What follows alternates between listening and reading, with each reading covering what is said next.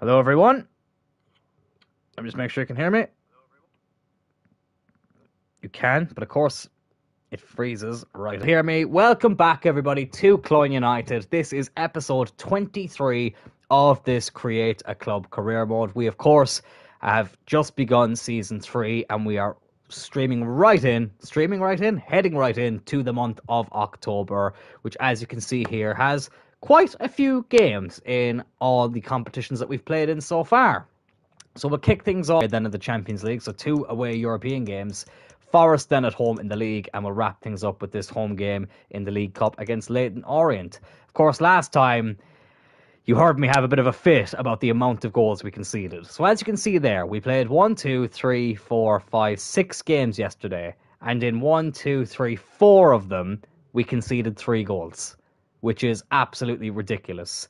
Since then, I have adjusted the sliders a little bit, and of course I am doing another career mode away from YouTube, so that gives me a good chance to test things before I stream. It seems like it's playing a bit better, and it seems like the goals are being more evenly distributed out, like we're not having 4-3 and 5-4s every single game, which hopefully will continue into this stream today, because yesterday I just felt like in the game there in the bottom right hand corner there on the 28th of September, that game against Sheffield United, and even the game against Tottenham, those 4-3s, I felt like I couldn't even get excited when we'd scored late goals to win them, because I just felt like these games are happening so frequently that it's taken the specialness away from it. Like, I remember doing a United career mode back in FIFA 16, I think it was. No, it was FIFA. Yeah, sorry, it was. Yeah, it was FIFA 16. And I remember playing a game in the Champions League against Atletico Madrid, and it ended 6-5. And it was end-to-end stuff. I remember the first leg it was a Champions League quarter-final. The first leg ended 1-1 in Atletico Stadium, and we won the second game 6-5. And I remember scoring a last-minute winner in that game. I think it was in extra time, and I felt so elated because those games were rare. And like I hadn't had a game like that since, but the amount of 4-3s, like even our opening game of the season ended 5-4, and then we had a 4-3 then against Wolves. Like, those high-scoring games are great every once in a while, but when they're happening every other game, it just gets absolutely just soul-destroying, because it gets just boring. And people might say, like, oh, that sounds exciting, but you're just essentially watching the same game every single time you play FIFA. And I don't know, I was getting sick of it, so I've slightly adjusted some of the sliders. Hopefully it makes a difference. But anyways, with all that said, let's get into our first game of the episode, which is this away game in Prague. So we have a pretty fit team. There's 1 or 2 tired legs. You know what, Chavez, let's give him his first Champions League start. Why not? We'll keep JJ up front. I think other than that, I might just go with the full strength team. And Chavez, obviously, he was the main man in that position last season. Marino's obviously had a very good start. It's just his stamina. I feel like he gets very tired. It gets tired very quickly, I should say. So hopefully he can improve upon that. Obviously, there are some players here that I would like to give a bit more game time to also. But we will do that, of course, in due course. Maybe I'll give Kylie Bear a game. Yeah, let's give Cocaine Bear a game as well. Why not? We'll put him at CDM and see what happens. And yeah, let's get into our first away game here in the Champions League in Prague, and hopefully get another 3 points. And as well, let's hope it's a bit more of a comfortable game and not another fucking 7-goal thriller. Well, I say a thriller, like they're 7-goal bores, to be honest, because it's just the standard game of FIFA. Like, you know, sometimes games get criticised because like the missions are repetitive, or like the missions are very copy and paste. That's how I feel with career mode lately, and just FIFA in general. I just feel like the games are carbon copies of each other, and it just gets boring after a while. Like they need to improve so much for the EAFC game, which obviously will be taking over from FIFA, which is so weird. Like, it's still weird now to think that we won't be calling this FIFA next year. Like, that's the end of an era. Like, the first FIFA game, like, my brother and sister were asking me this the other day about the first FIFA game I ever played. And I think the first one I remember playing was FIFA. I said 2003. I actually remember playing 2002. But I think the one I have, like, the most memories of playing from that, you know, from a very early age, was FIFA 2003. And, like, I've been playing it every year since then. And it's just crazy to think that next year, well, I keep saying next year, it'll be this year, the game will no longer be called FIFA. That's mental. we could have a good start.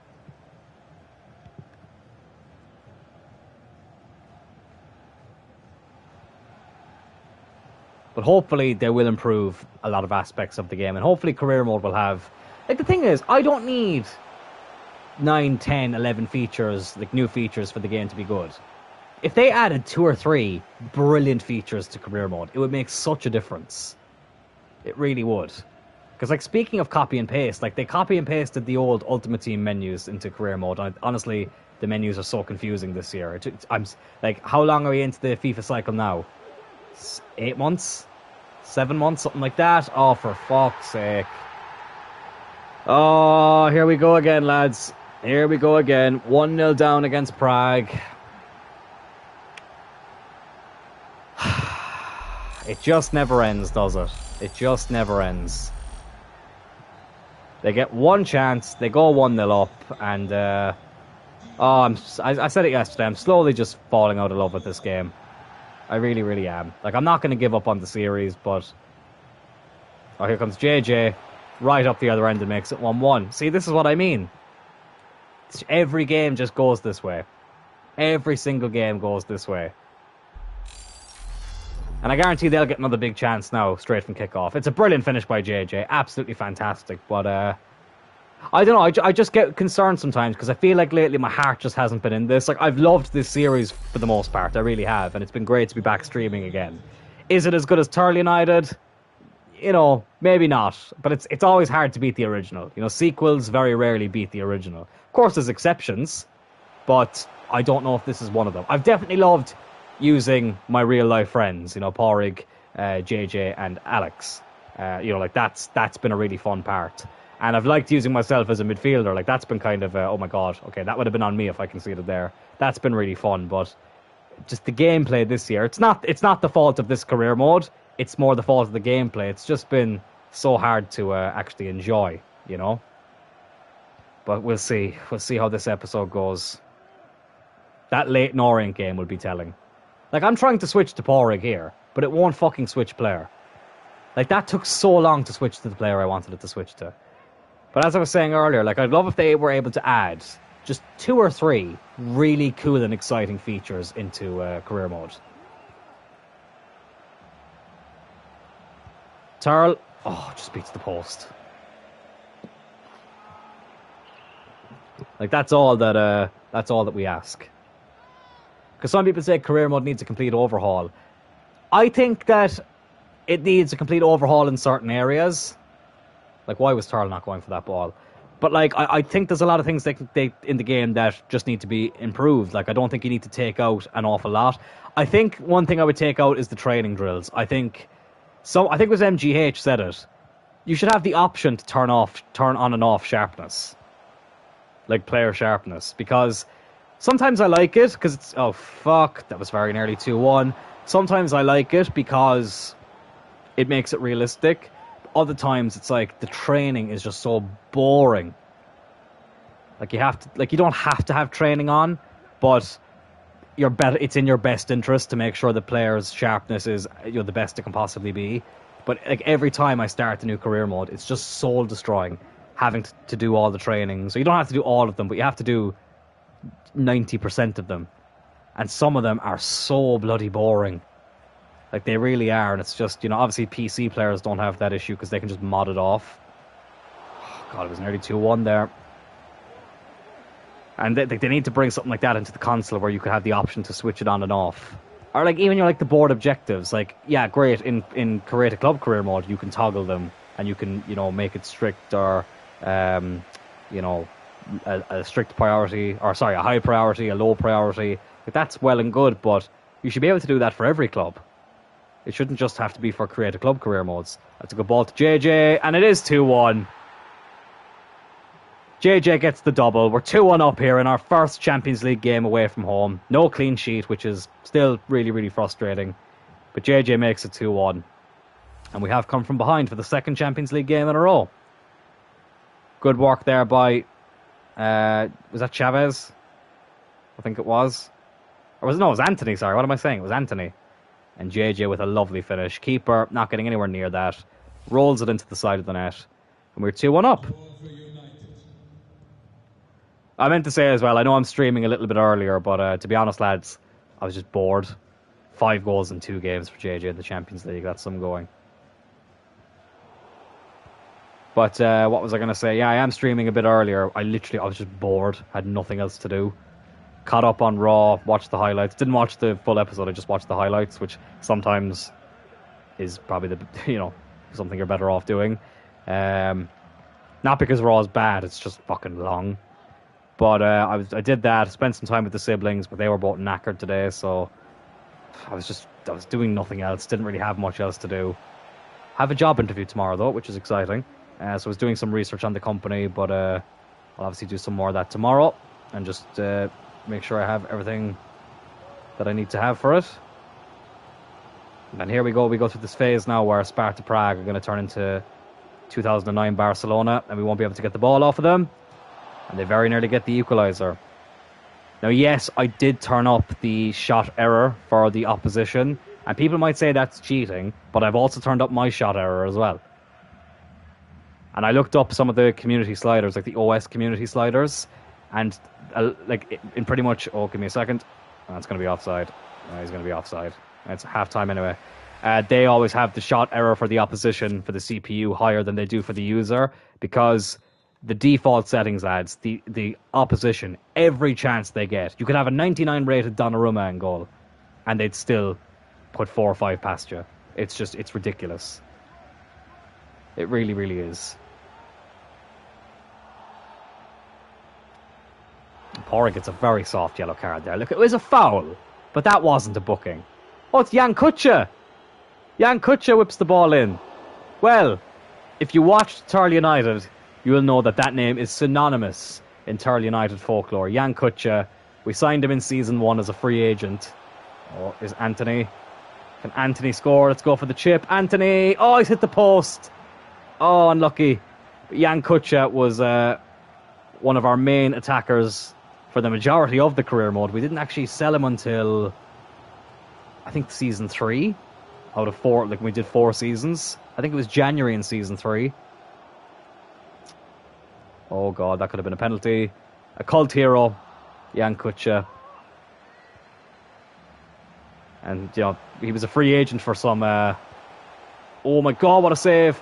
For some not so great reasons. Hello, JJ, how are you? What's the crack? I was literally, funnily enough, when you just before you came on there, I was just talking about how I started a little bit earlier. So yeah, that's why I probably should have given a heads up about it. But literally, it was just a spur of the moment thing. Whoopsie daisy. I nearly said something very bad there, but I said, "Hope your day isn't going too good." What I meant was, I hope the day is going good and it's not going too slow. Is what I was trying to say. But I nearly got my words mixed up. But yeah, you haven't really missed much. We're in our first Champions League game here. We're 2-1 up. JJ with the double, of course, the English Van Nistelrooy. We did go 1-0 down, but I was just talking about how we toggled the sliders a little bit. Calabria, unlucky. So what I've done is I've turned up the shot error for both teams, and I've also I've toggled around. There was a couple of other things I changed. I went onto the OS community sliders, and I did change a couple of other defensive things, but I can't remember off the top of my head what they were. But I mean, this game is at only 2-1, so it's not too bad. And then I was just talking about, that I really hope that the gameplay next year, I keep saying next year when it's this year that the game is coming out, but you get what I mean. I really hope that we do better. JJ, back-to-back hat-tricks in the Champions League. JJ cannot stop scoring. What's new? Water is wet. Back-to-back hat-tricks in the Champions League. Yes, this is the first game, and what a way to start the first game with the GOAT himself, JJ. He won't be going to Saudi Arabia. He won't be going to Inter Miami. He's staying right here in Cloyne, where he's banging in goals every single game. That is a beauty. You love to see that. And we're the one who scored 3 this time. Oh my god, I've got a bad feeling this game is going to end 4-3. But anyways, we're 3-1 up. Let's see if we can keep it that way. But yeah, I hope the work day hasn't been too bad for you, JJ. I was also just chatting about that as well. I have a job interview tomorrow. Well, I had the first part of it today, but I have the next part of it tomorrow at 3 o'clock. So hopefully that goes well. So I've been doing some research on that today. And I was literally doing that before I came on here. I had a couple of games of Fall Guys, but I was getting kind of bored of that. Then I was like, you know what? Let's just stream.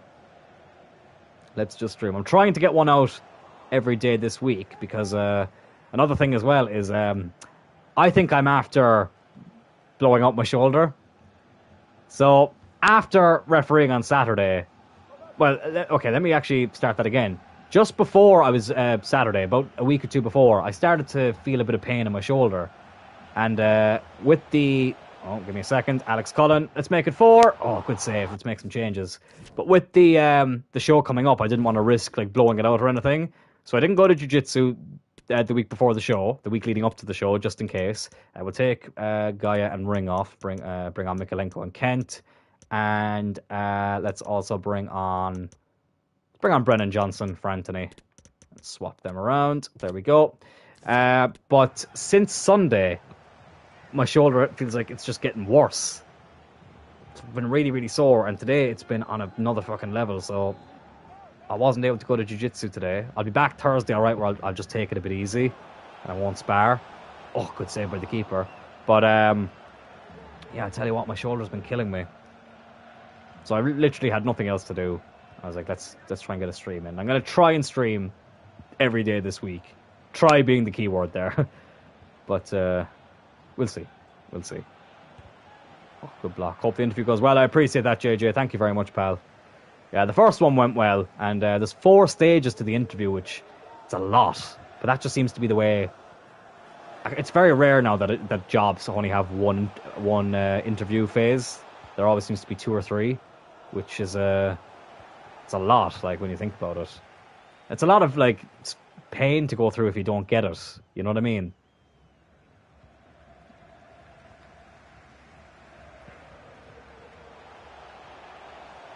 But anyways, 6 minutes to go here. 3-1. It's been a good performance from us. Oh, that's a good ball to JJ. Can he get a 4th? Oh, he just loses it at the last second. I have a very fun story to tell on the podcast as well this week.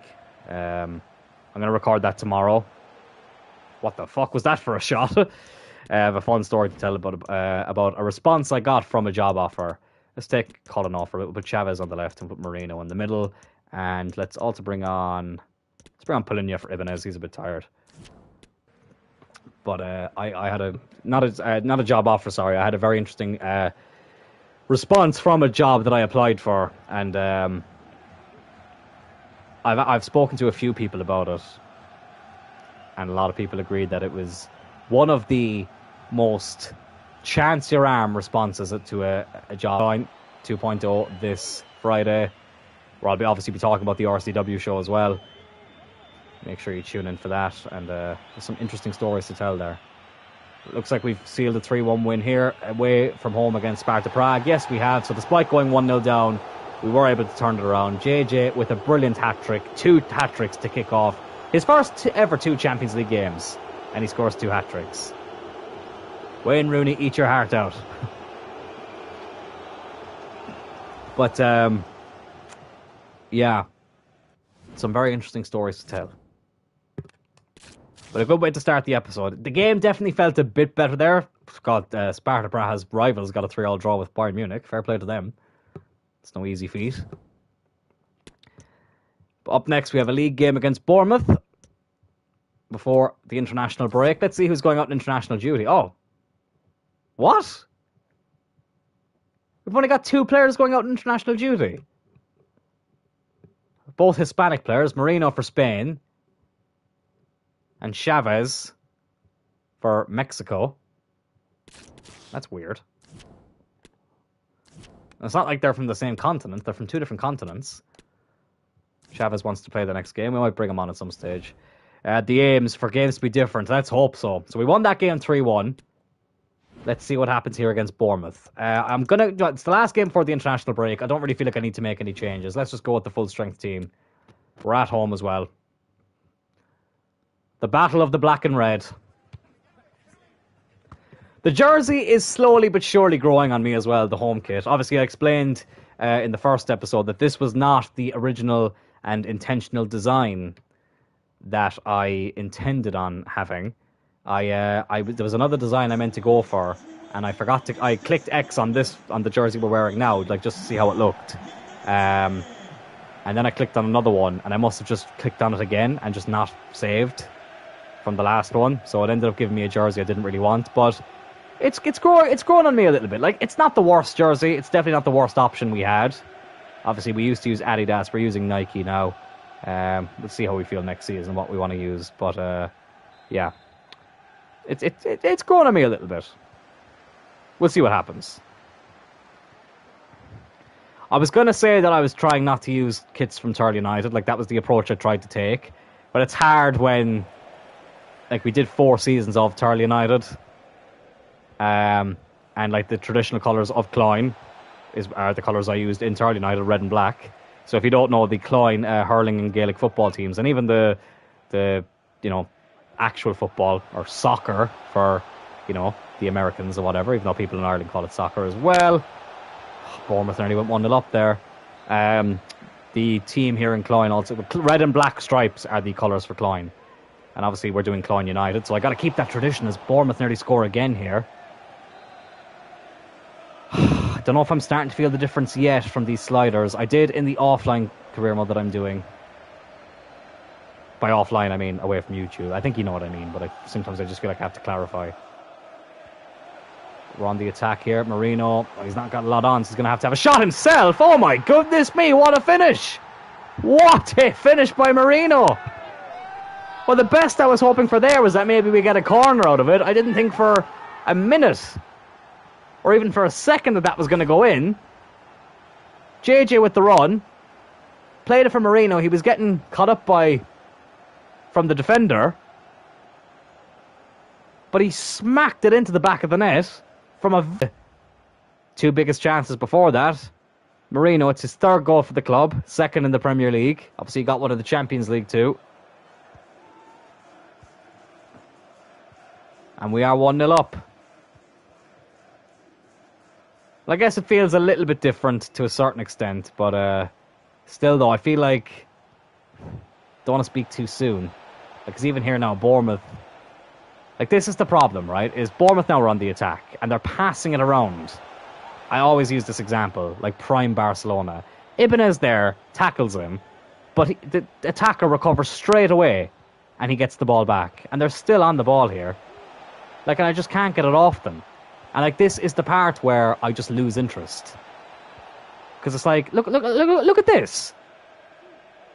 I can't get anywhere near them. That's going to be 1-1. It's a good save by the keeper, but they just, like, that's an example of why it's not fun this year. Like, no way, there's no chance in hell, to quote Vince McMahon's theme song. No chance in hell, right, that in real life, if Bournemouth were playing a team who just won the league title away from home with these quality players, that they would have the ball around the edge of the box for that long.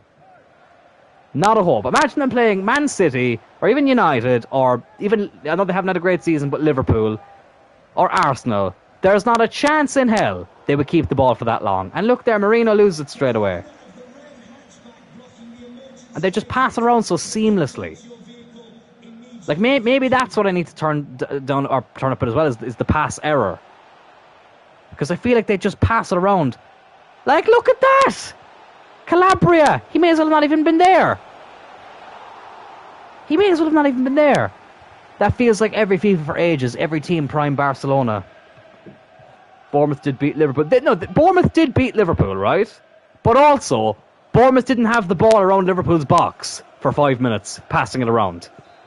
I'm not saying smaller teams can't beat bigger teams, of course they can. But they don't beat them playing like that. Like, keep in mind, Bournemouth beat Liverpool 1-0. Bournemouth beat Liverpool 1-0 in a game that Liverpool missed a penalty. And that was Bournemouth at home. Away from home, Liverpool beat them 9-0. So it's not so much losing to smaller teams, it's the fact that the smaller teams turn into, as I said, prime Barcelona, playing tiki-taka football every time I come up against them. That's the frustration.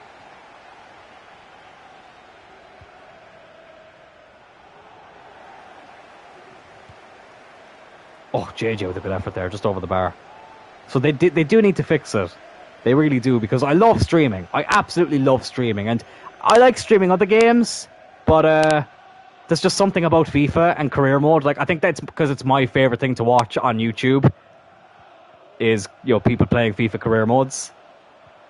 And I've always wanted to do it, like, since from like, you know, from like the age of 13 or 14, I always wanted to stream a career mode on YouTube, and I'm so incredibly proud of Tarl United. I really am. Like, it mightn't sound like a lot, and listen, we didn't have a huge audience for it, but I had so much fun doing it. And I remember thinking at one stage, towards the end of that career mode, like, I dreamed of doing this. Like, when I was watching MGH do this back in the day, or when I was watching Masterbox, or who else?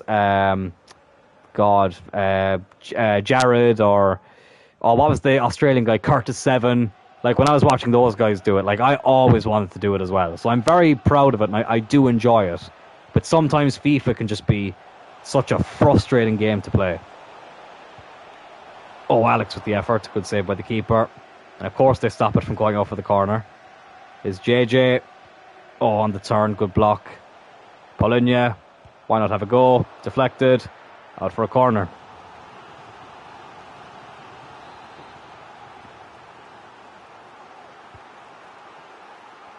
Opora with the header. Good save by the keeper. Alex has the ball, but there's not many to aim at in the box. Oh, unlucky. That's another thing they need to fix, is the crossing, because I feel like that's something in FIFA that I will admit, it still does bring me joy. When you whip a ball into the box and you manage to win the header and you score. Because that's for me, that's one of the hardest parts. That has been the way for a very long time.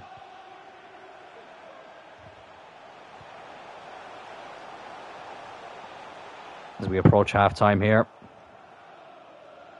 I think that will be that. Come on, ref, blow the whistle. There we go. That's been the issue for me. Games every year I regularly purchase, it gets worse every year and more expensive. Exactly, JJ. And, like, you know, like, whether you're getting the standard edition, the fucking ultimate edition, or legendary, whatever the fuck the other editions are called, like, regardless of which one you're getting, you're paying at least fucking 70, 80 quid for it. And you're paying 70, 80 quid for a game that they don't put a lot of effort into. Unless it's fucking Ultimate Team.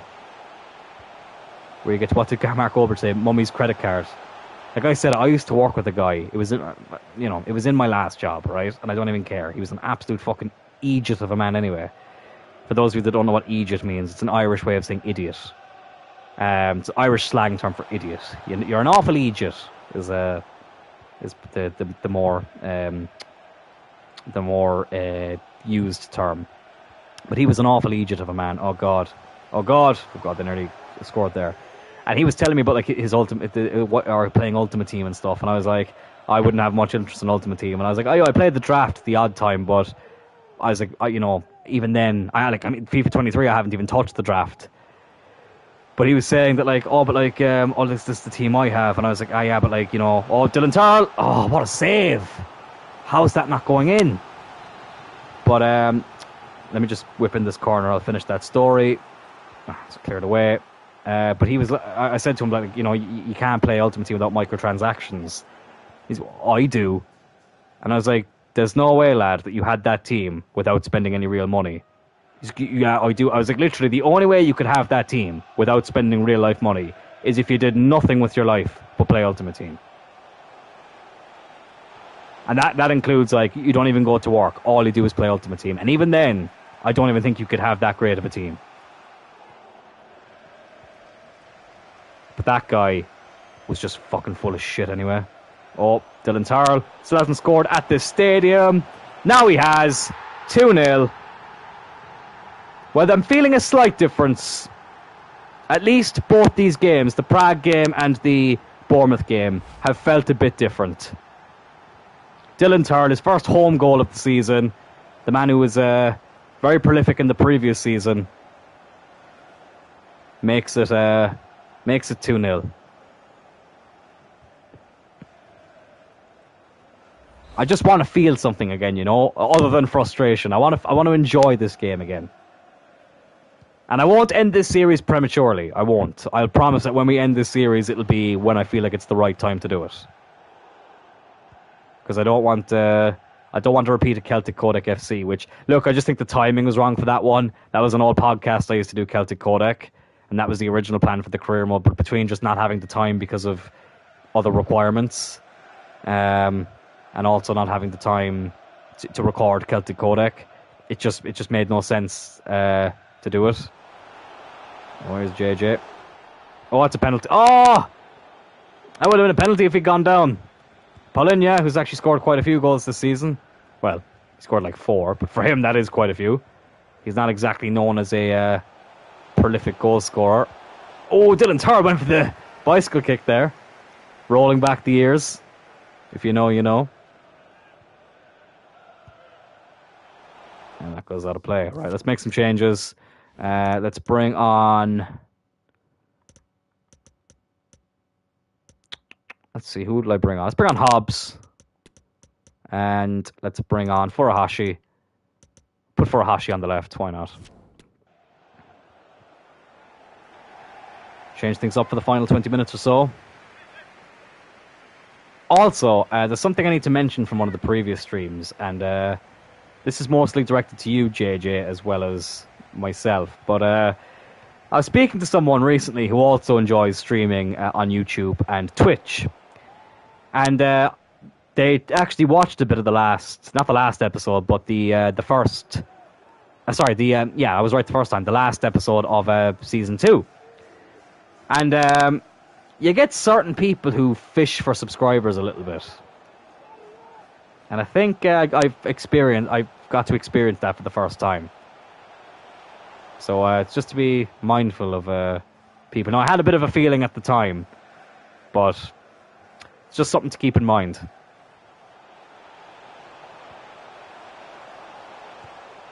Furuhashi! Oh, why not have a go? As my chat disappears, there we go. What was the person saying? So, I can't exactly...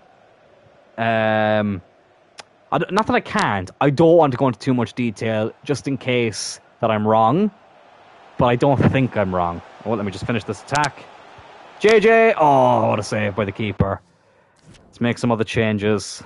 Right, Marino is getting tired now. Chavez can come on. Kent can come on, but Papora at left back. Put Kent on at centre back. And Brennan Johnson can replace...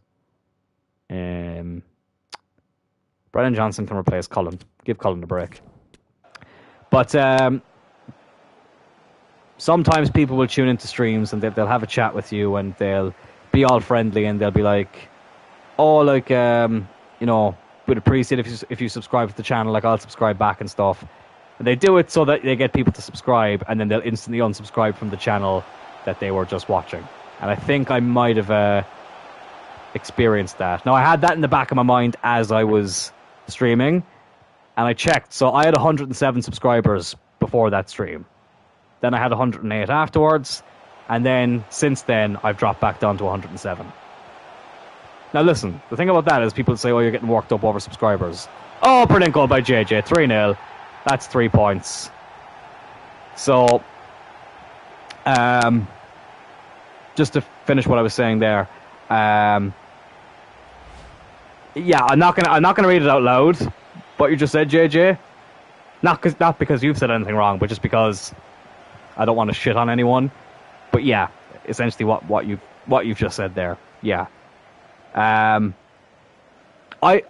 worry isn't subscribers. I just don't like disingenuous people. You know? Like, I've been on YouTube, like, I've had this channel for God knows how many years. 12 years at this stage. Like 107 subscribers for 12 years isn't a lot. You know, I know I haven't always been active in that time, like uploading.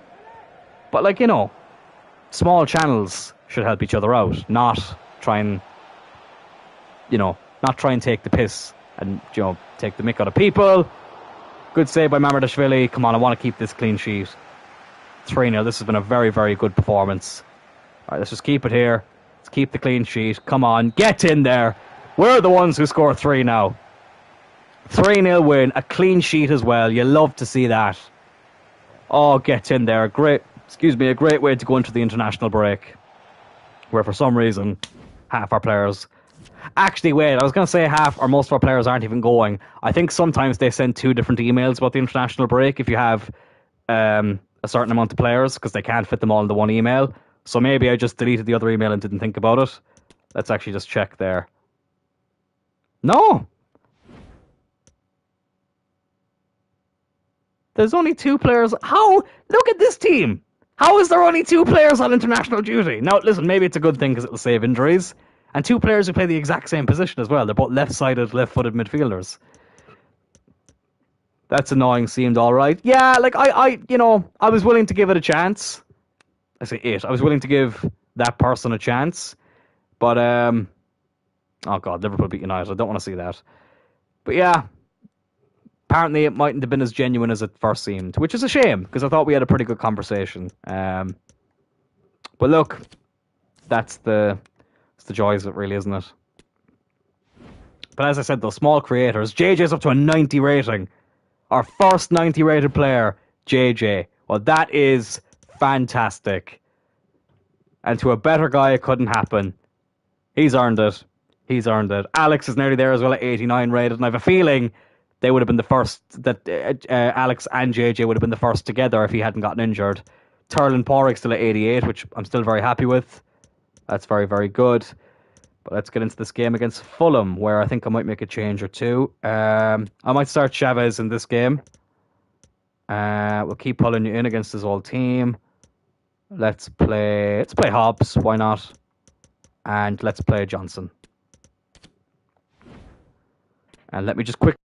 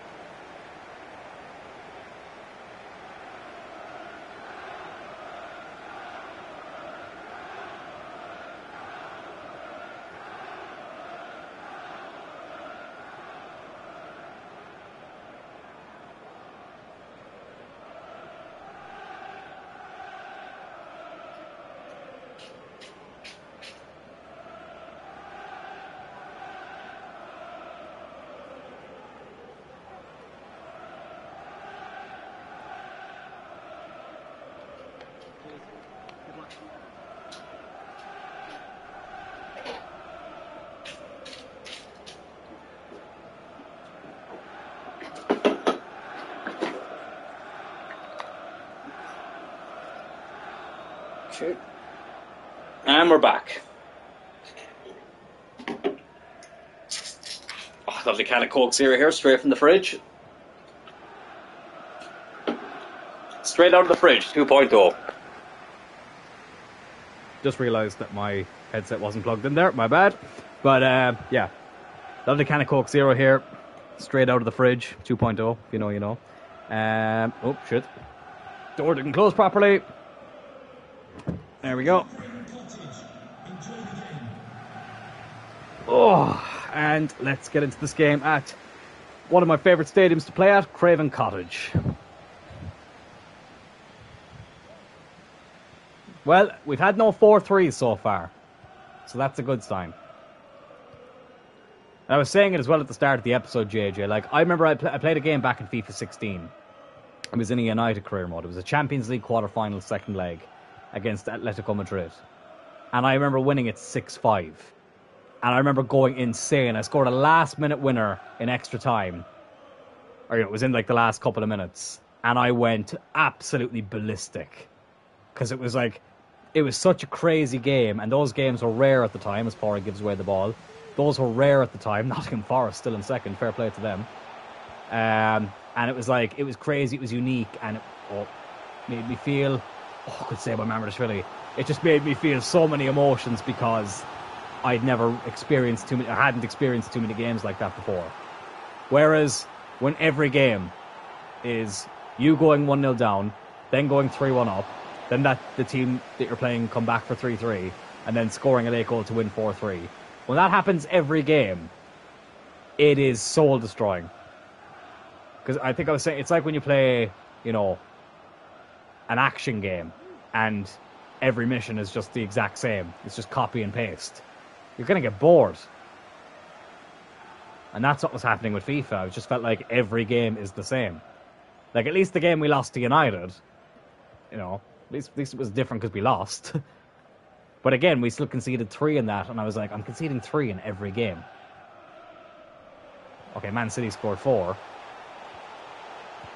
But I could... Oh, that was very nearly a goal. But I could get over that if that happens once.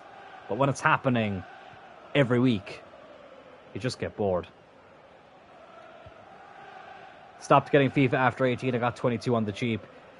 You've got a lot more willpower than I do, JJ. Because I said it to Alex before, who like he plays FIFA like the odd time, but he's not like an avid. Well, he probably hasn't played it in a very long time now. But he's not like an avid buyer of it. And I was like, it's just a habit at this stage. It's just something that I'm used to doing every year. And the thing is, this might sound weird. I'd still rather have it than not have it. Because at least when I have it, at least I know. At least I know what I'm getting myself into. Whereas I know if I don't have it, all I'll be able to think about is, oh, maybe like, you know, maybe things are different this year and like, maybe I'll give it a go. Maybe it's a bit like a drug. It's like an unhealthy relationship. Which isn't a good sign. But you know. But you get what I mean. It's just a habit at this stage. But look, as I say, let's hope EAFC is the start of a new dawn for FIFA, because, or you know, for EA games, I should say, because I think we're long overdue. Because the thing is, like, as much as the effort they put into Ultimate Team, as much effort as they put into it, I see a lot of Ultimate Team players complain about the quality of the game as well. Now, obviously, it's different for them because they're playing against other players online, but they're not entirely happy with the product either. So. And that's their target audience. I still buy certain games each year and wonder why sometimes. Yeah, like WWE 2K22, for example. I didn't buy that until, God, a good few months after it came out. I enjoyed it, don't get me wrong. But I didn't buy it until, like, God, 2 or 3 months after it came out. Maybe 4 months after it came out. Oh, Chavez. Oh, what a save by Leno. Oh, my God, what a save. Look at this. That's right at him, to be fair. And because of that, I felt like a bit of a disconnect. Oh, that nearly went in from Porrig. Oh, off the line. I felt a bit of a disconnect from the game. But then 2K23, which I'm loving. But again, 2K23 is great, but there are still some aspects of it that really fucking annoy me. But overall, I'm happy with the game. I wait until Black Friday and then buy it. Done that for a few years. It's actually not a bad idea.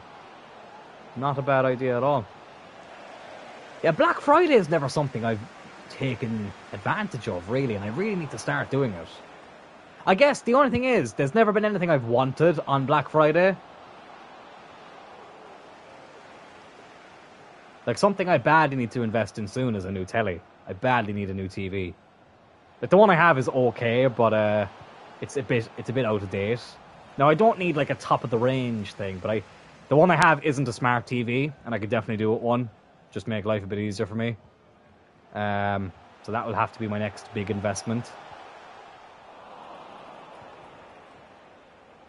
Oh, shit. Shit. Shit. Shit. Shit. Oh, Mamardashvili. Well done. Still 0-0 here as we approach half-time. Here's Anthony. Chavez. That's a foul.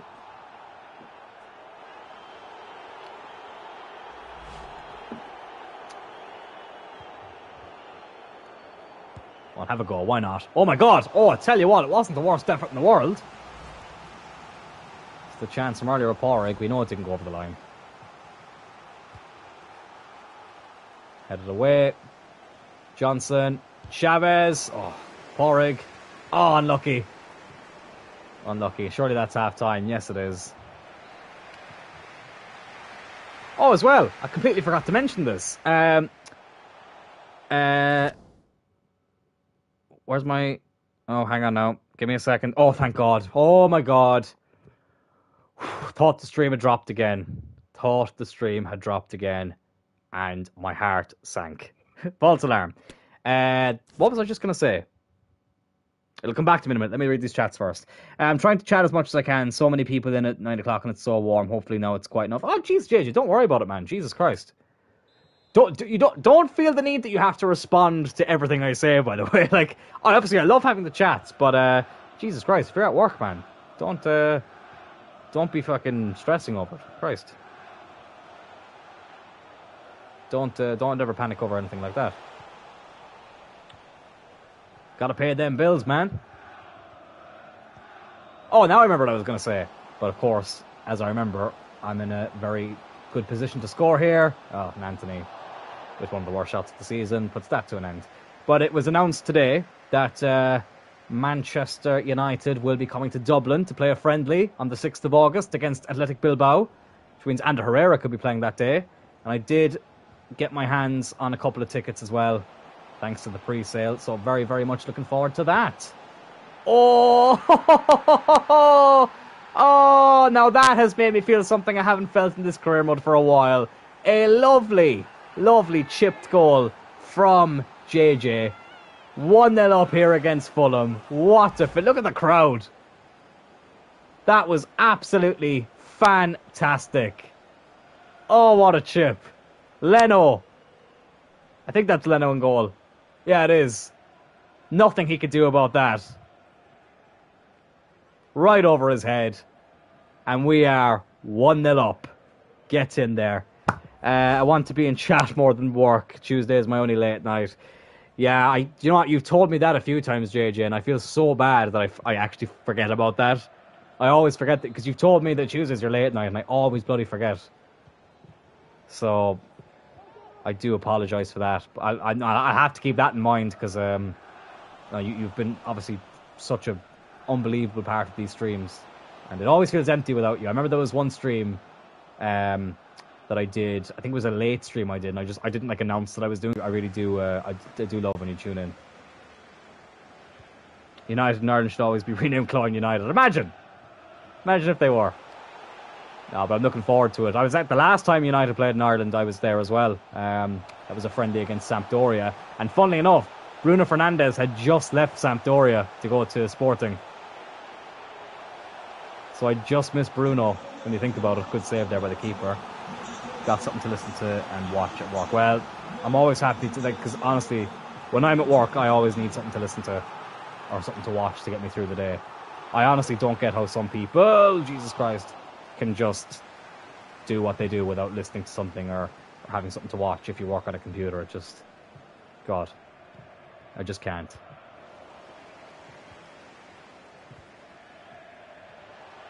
Could never be me. Obviously, depending on what you're doing. You know. Oh, Fulham are in here. But we're definitely not conceding as many goals, which is definitely made this more enjoyable. And listen, you're going to concede from time to time. Like, my problem isn't conceding goals. You know, it's not. I don't have a problem conceding goals when the goals are earned. But like that Sheffield game yesterday, oh my God, I can't express to you the fucking anger. Oh shit. Okay, that was definitely my fault. What a save by Mamardashvili though. But you know what? If I conceded there, that would have been my fault because I switched player at the wrong time. So I would have only had myself to blame there.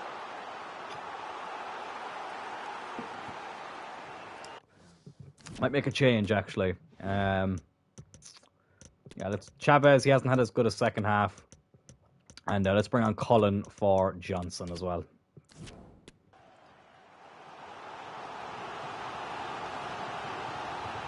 Handy when you can bring those players off the bench. Yeah, I don't mind conceding goals when the goals are earned and when they're, you know, when it's a tough game or whatever. But when you're like that Sheffield game was just an absolute joke. What a tackle by Borg. Like, this feels more competitive and it feels more fair. Because I want the challenge, but I don't want the challenge to be impossible and boring. You know what I mean? Oh, here's Turl. Like, that Prague game, to be fair, Despite the dodgy start. Oh! Alex is just off the bench. And he bashes that one into the back of the net. Look at this. Look at the angle he's at. Well, I remember Antonio Valencia scored a goal from a similar angle against Blackburn back in 2012. And Alex has just got a beauty of a goal there. 2-0. Gets in. That was a joke, and it's always the bottom team that turns up. Oh, man. That's been another problem FIFA have had for a few years, where the bottom placed, the bottom placed teams, the relegation teams, I should say, they turn into prime Barcelona. They turn into a combination of the 99 United team and the 2009 Barcelona team, aka every opposition's worst nightmare.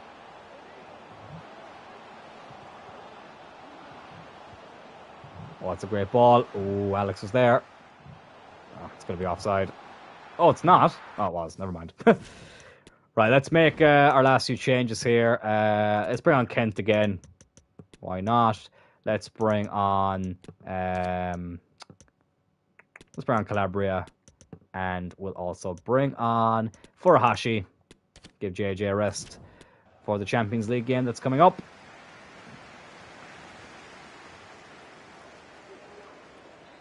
"12 minutes to go." I had a shave today, lads, and bloody hell, I still just sometimes. Anyone who has a beard will know this. You know, sometimes you have a shave, and then you like go to I don't know, scratch your chin or something. And it just feels so weird because we're so used to having a big bushy beard there. That's what I'm experiencing right now. Ooh, headed away. Is that onside? It is. It is onside. It's Furuhashi. I was fully expecting a flag to go up there. Kyogo Furuhashi just off the bench. He makes it 3-0. And boy, the stress levels have been so low today. Anthony with the header. Oh yeah, the defender on the ground was keeping him onside there. Furuhashi, fox in the box. Tell you that much. He gets a goal. 3-0. And this has been very enjoyable, lads. Fulham definitely had a good start, but we've done well to respond to it.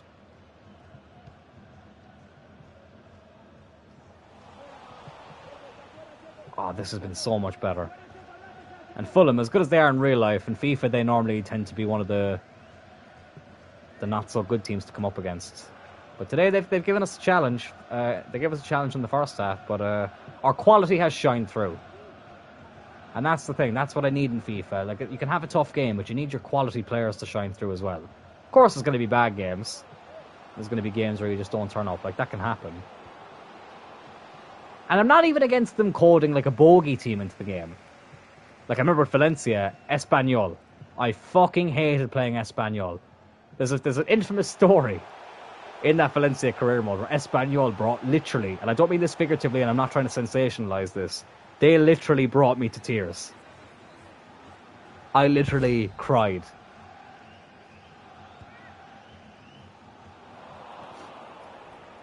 Anyways, we're in added time now. Furuhashi, he's going to go on a run here. Oh, brilliant by Kyogo Furuhashi. Can he get a second off the bench? Yes, he can. 4-0. I'm going to say it. We deserve this. We deserve performances like this. With the fucking amount of shite we've had to put up with in recent streams, this has been a fully deserved performance. Kyogo Furuhashi ran away from his man.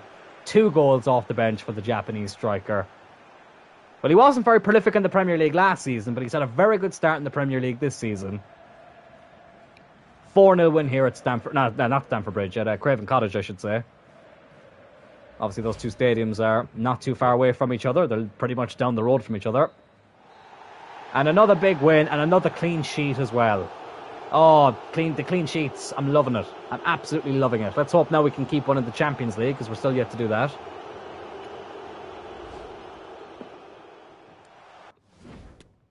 But very, very happy with that performance and the result. Paulinho, I think they gave man of the match there. Game was earned. Fulham hung in, and that's how it should be 95% of the time. Exactly. And especially when That's our team.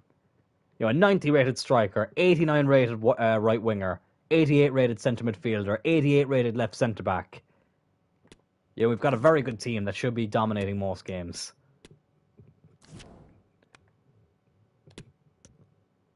And this is another big game here. Frankfurt in the Champions League. Let's do a pre-match. I love doing the press conferences before Champions League games. I really do. Are you confident you'll avoid being knocked out? What's this? We've only ourselves to blame. We've won the first 2 games. What the fuck? I think we've been unlucky. What are you on about? We've won both our Champions League games. Oh my god, this game is so broken. This game is so broken. Let's just bring the morale up and get out of this. There I was praising the press conferences, and they give us a load of crap like that. Oh my god. Right, I kind of want to wear the purple kit for this game, because we've worn the home and away kit in Champions League games. Let's give the purple kit a European, or Champions League debut, I should say. The team looks pretty fresh. Anthony's missing a little bit of energy, but nothing too concerning. Same with Cloyne. And same here. Kent has gone up to 80. Fantastic to see. Excuse me. Brendan Johnson's gone up to 80 as well already. Yeah, I think I'm going to go with what we have. I feel bad for Mbuemo. We haven't really played him a lot, but he will start against Leyton Orient. Might even give him a game against Forest. We'll see. But yeah, I think I'm happy to go with the first team. Here we go at Frankfurt. A 5-6 kickoff. So, you know what? I don't like playing Champions League games when the sun is out. I don't know, it's just a pet peeve of mine. So let's make it as late as we possibly can here. I'll go overcast, so at least, because sometimes you can make it 10 p.m. at night, like in the settings, and it'll still be in broad daylight. So at least let's have it overcast where it's a bit darker. Nothing beats a Champions League game under the lights. I don't like Champions League games during the day, or any European games during the day for that matter. But anyways, let's get into it. Let's see. Can we get a first clean sheet in the Champions League and another 3 points? There we go. I think, yeah, it's worked. We're able to play at night in the Champions League. It does. I just think it looks wrong during the day. I don't know if that's just me.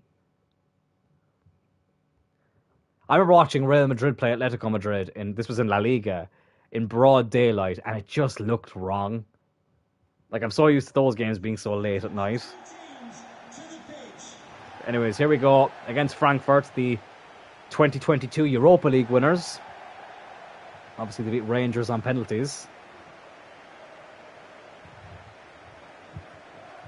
And here we are in their backyard, hoping to get a third win in the group stage. Good interception there by Anthony already. Let's do this. Oh, what a run by Anthony. Can we have a good start for once? Yes, we can. Oh my goodness me. I need to pinch myself. I don't think this is real. We have scored with our first attack of the game.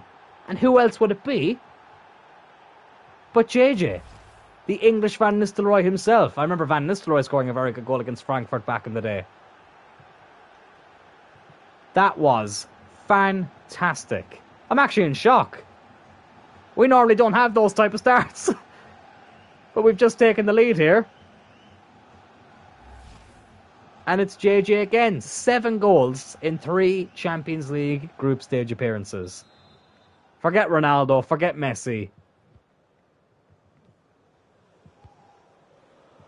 JJ is the real GOAT of football. I was fully expecting that to be a foul, but they don't get it. My God, though, it's so great to be playing in the Champions League. Like, I wouldn't have mind playing in the Europa League last season. I was actually, as you know, like, that was the goal from season 1, was to qualify for the Europa League. And we just narrowly missed out. We had to play Conference League. And as much as I wanted to win the Conference League, and to be fair, Cloyne very nearly made it 2-0. To be fair, they gave us some tough opponents. Like, we got knocked out in the semi-finals.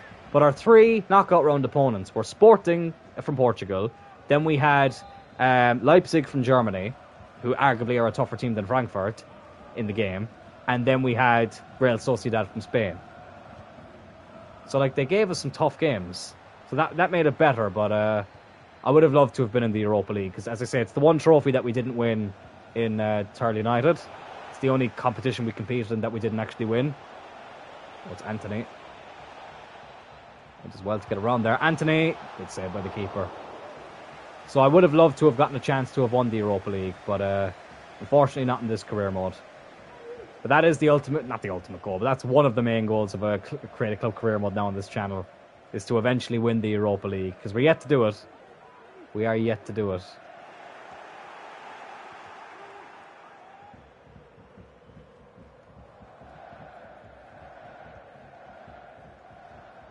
There's Marino now. Got a good goal from a tight angle in the first game. No, sorry, the second game of this episode. We couldn't beat the keeper there. But yeah, no, we do want to win that tournament eventually. Now, obviously, in this career mode, because we're now in the Champions League, I don't want to win the Europa League. Like, the only reason I'm not gutted about winning the Conference League, I would have liked to have won it, but the reason I found it easier to deal with is because we've already won the Conference League in a Create a Club career mode this year. We've already done that. Whereas with the Europa League, we had one season in it with Turl United, and Gerard Piqué didn't take too kindly to certain comments that a certain Irish manager might have made about him. Oh, JJ nearly getting his second there. And we paid the price. But we got revenge, and we beat them in the Champions League final a couple of seasons later, which was a magical moment, to be fair. But let's just say I could go without playing in the Conference League again for a while. I really could.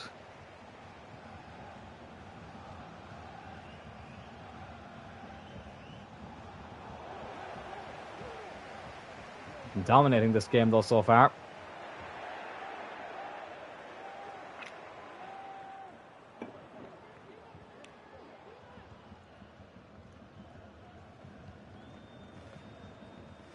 Have you noticed in the middle of the pitch the shadows seems to get a lot darker? It's kind of weird. Oh my God, Mamardashvili, what a save! What a save! Kangin Lee, former Valencia player, whips it in. You can see Alex in support. Oh God! Oh, I tried to switch flanks there. Oh, that was not a good choice by myself, I have to admit that. But we've played very well in this game, so we have. That was a terrible pass. Normally I complain about this being too easy, but you know what? I don't care, we've earned this. With the shit we've had to put up with in recent times, I think we've earned these performances. Oh my goodness me, what a goal by JJ. 8 goals in 3 Champions League appearances. Surely there's never been a player... No, of course there hasn't. There's never been a player who has scored back 3 hat-tricks in a row in the first 3 Champions League games. It's Cloyne to Turl to JJ. That's one of the goals of the season. That probably is goal of the season so far. Lovely stuff in our lovely purple kit. God, the purple and gold, it just looks so beautiful. It just looks too damn good. Oh, it could be in again here. It's JJ. Tight angle, but why not have a go? No. Unlucky. Unlucky. I did change one of JJ's development plans to be a bit more... to work on his physical stats a bit more, because I felt like they were the only ones that were slightly lacking behind, but we're obviously working on those now, which is good. It's always nice to change the development plans from time to time, just to work on some other stats. Mamardashvili makes another good save there.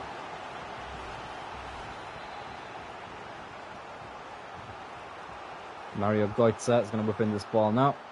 Ooh, it was on target as well. Right into the arms of the Georgian goalkeeper.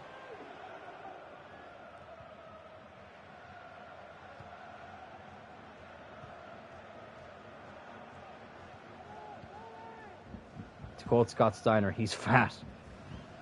Got some fat asses. I'd love to meet Scott Steiner. I really would. Hopefully one day. Well, you never know. I'm meeting Eric Bischoff in September. And Scott Steiner has done some inside the rope tours, so that could be fun. Oh! Oh, I tell you what. That nearly snuck in.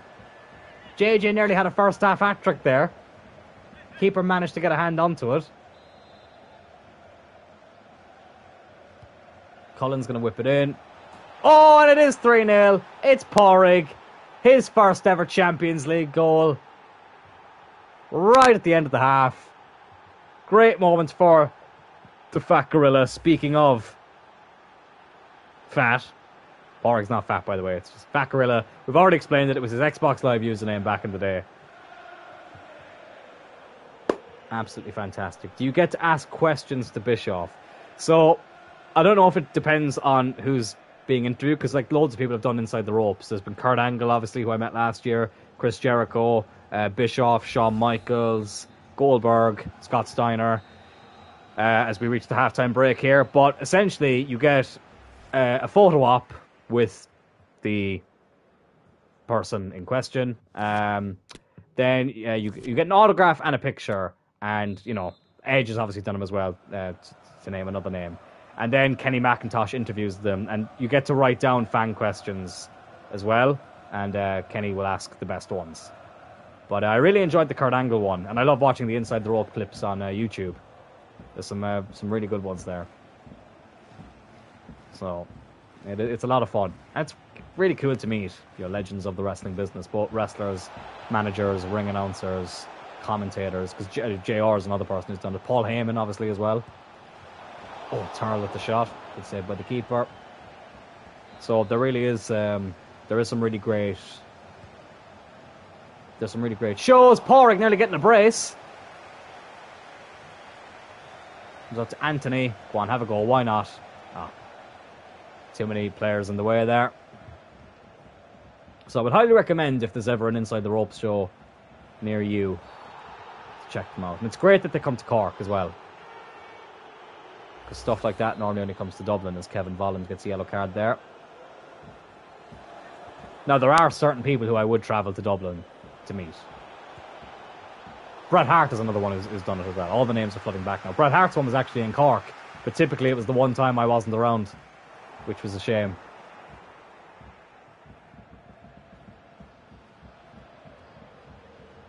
Really, really was a shame. But it is what it is. It's Turl. JJ. Good turn. Polinia.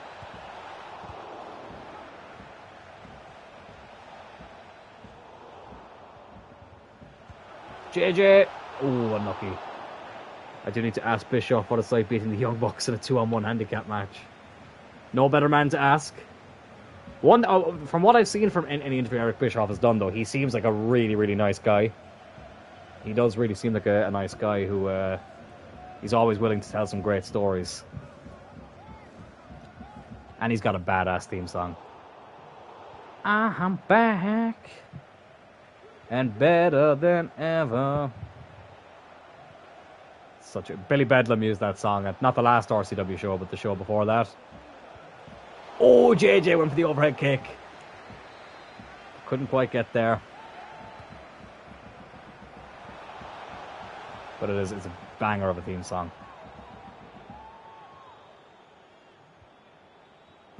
I already can't wait for the next RCW show. I'm so excited for it. Oh my god, I really can't. It's a shame that they won't be at the Kino for a while. So for those of you that don't know, the Kino is a famous venue for wrestling in Cork. So we've had 3 main promotions in Cork. We've had Celtic Championship Wrestling, Phoenix Wrestling, and now Rebel County Wrestling, or RCW for short. And the Kino has been quite a prominent venue for each of those promotions. And every single show that RCW has done so far has been in the Kino. But they've just changed management, so for the next few months, the shows will be... Oh, Turl with the header, but it was a good save on the left, Johnson on the right. Let's also bring on Chavez. Oh, sorry, not Hobbs. Chavez. Hobbs only gets a -4 in midfield. It's actually not that bad. And will I bring on anyone else?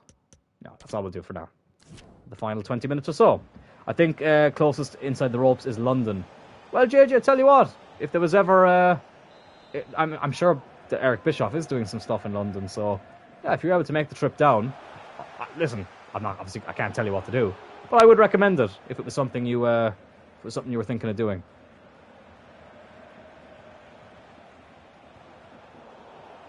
That would be a good laugh.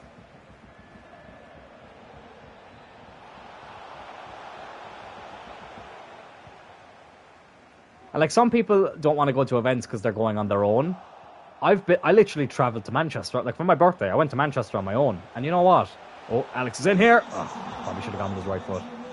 I had a great time, even though I was on my own. Sometimes, you know, obviously it's nice to share these things with company as well. But, you know, if being on your own is the only thing stopping you, you know, some people might be different, but it's like, why not? Like, I've gone to a few events on my own now this year. The 2 United stand shows, Old Trafford. The United game, I might be going on my own, because I'm not sure if anyone is going to be around for that. But I don't, like, I'm at a stage now where I'm like, if I want to go to something, I'll just go to it. I have a spare ticket just in case. And I'd like to go with someone, but if I have to go on my own, I'll happily go on my own.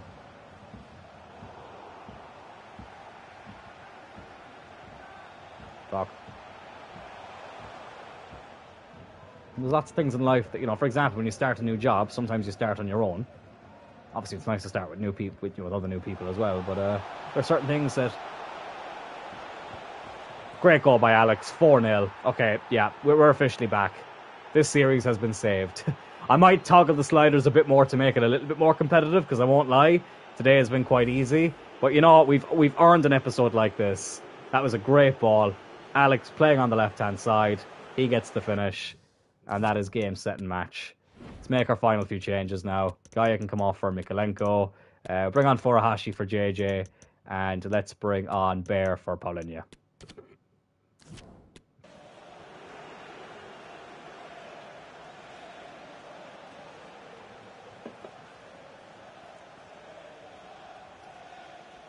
The only thing I couldn't do on my own, right, is go to the pub.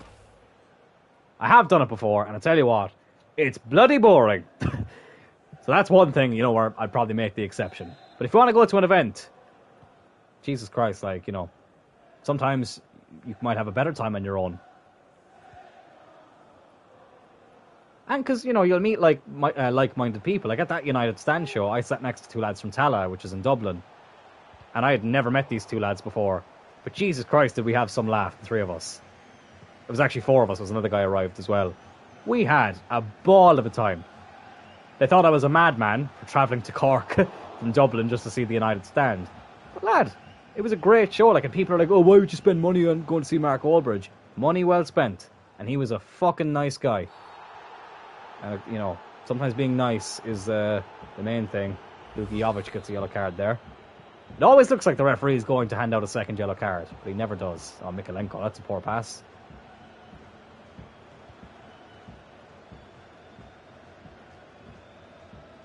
I mostly go on my own for what I'm doing. Besides, like you say, a pub or a bar, I go with friends. Yeah, like when it comes to like going out drinking and stuff, like you have. I remember, God, this just actually I just remember. Can't speak. I just remembered this now as we were chatting. There's this pub. So I'm from Cloyne, as I like to remind people every 2 seconds of my existence. So there's a town about 10 minutes near me. It's the closest town to Cloyne. Cloyne's a village, and the closest town we have is a town called Middleton. It's about 10-15 minutes out the road. As we get a 4-0 win here against Stuttgart, and we are strolling through this Champions League group, and we kept a clean sheet as well. Lovely stuff. But I remember I used to go out there quite. I don't really go to Middleton much anymore, apart from like shopping or like to pick up Subway, because that's the closest Subway to me. But I used to go out in a pub there. I used to go out in 2 pubs a lot there.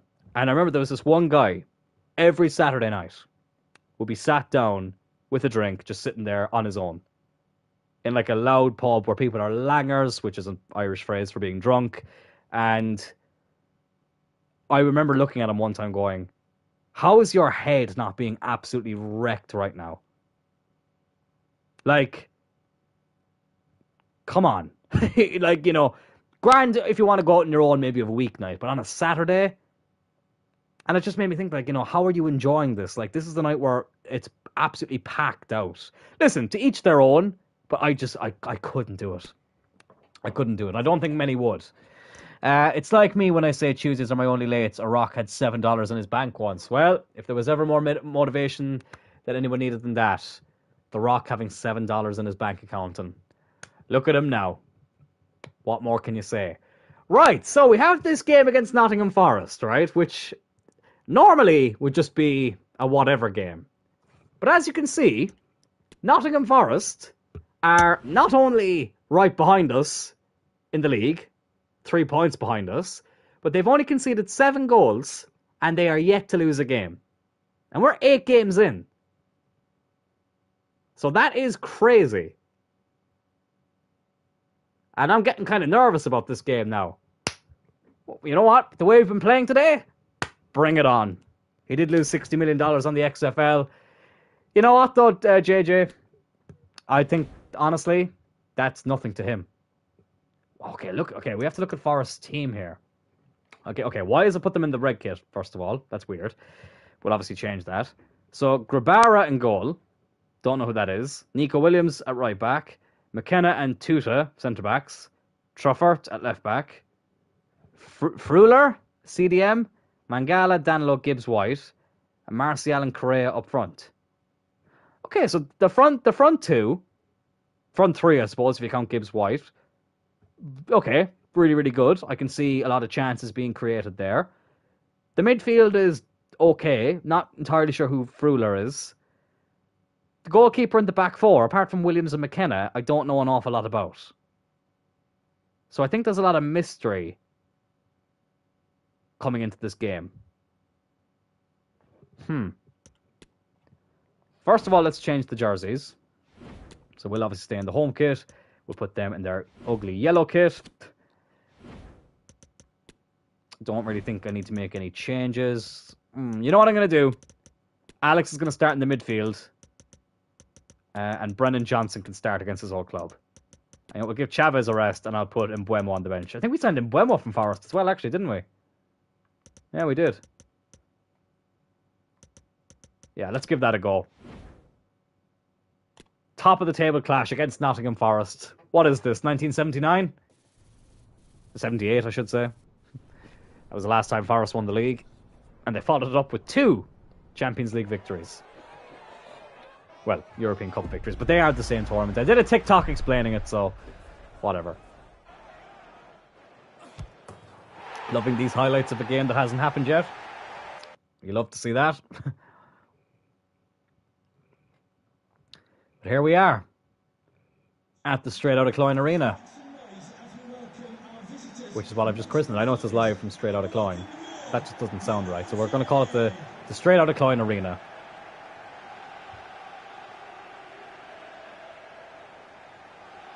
Now done with work, hopefully I can stay with as I walk home. No worries at all, JJ. We'll be here. We still have one more game after this as well. So we'll still be online. We have the Leyton Orient game in the League Cup, which I will play. It'd be nice to use the second team again. You know what? We'll leave the build-up of this game go so that we can kill a bit of time as we wait for you to come home. And we can keep chatting so you can see as much gameplay as possible. But this should be interesting. This Forest team has a very unique look on paper. Of course, we have a very strong team out as well. The only change we've made is Brennan Johnson starts against his old club, moving Alex over to the left side of midfield. JJ obviously up top. Hobbs, Kent, Mikalenko, Bear, Marino, Mbuemo and Furuhashi on the bench. So let's see Forest. So we know they're starting 11. Grabara in goal. Nico Williams, McKenna, Tuta and Truffert at the back. Fruler at CDM. Danilo Mangala centre midfield. Morgan Gibbs White as the cam. Martial and Correa up front. On the bench, Oman, Bolly, Yates, Nikata, O'Brien, Dennis and Awani, however you say his name. Okay, like they haven't changed an awful lot. Obviously Martial and Correa up front is the biggest, the most noticeable change. So they are definitely a threat going forward. They're playing quite a unique formation as well. But let's see what happens as JJ kicks us off here at the Straight Outta Cloyne Arena against Nottingham Forest, who've had a fantastic start to the season, still unbeaten. They've won 5 and drawn 3. Of course, we're top of the league, 7 wins, 1 loss. Brennan Johnson here against his old club, whips the ball into JJ, and Grabara makes a save. But it's a good start. That is a good start. Cloyne will whip the ball in. Comes up to Turl, captain. Oh, he loses it. Horrig wins it back. There is Anthony, who did score against Forest in real life for Manchester United only a few weeks ago.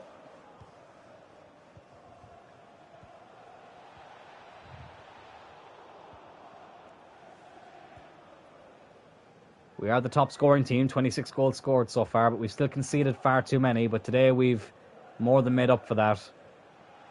I said it, lads, we've earned today's episode. I don't give a shit what anyone says. Oh, Dylan Turl's header just beats the post. Good ball in by Anthony. Turl rose highest.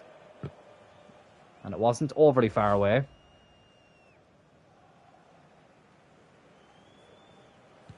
But it did go wide. Cloyne. The ball didn't exactly go there. It's just me, or does the grass look a bit weird?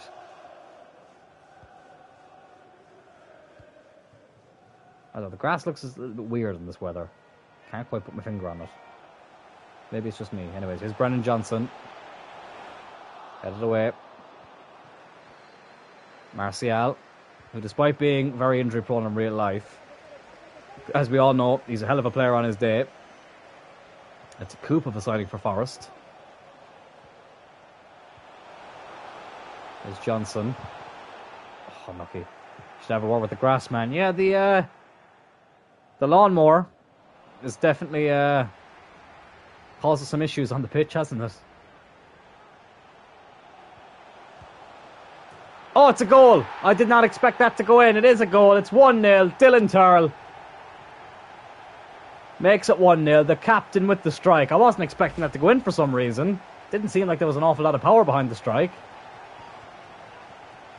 Oh, the keeper has had an absolute nightmare there. I almost feel embarrassed celebrating that. That should not have gone in. He's passed that into the back of the net. How is the goalkeeper not saving that? But I shouldn't complain too much. The captain puts us 1-0 up. Dylan Turl, just his 3rd goal of the season in the league.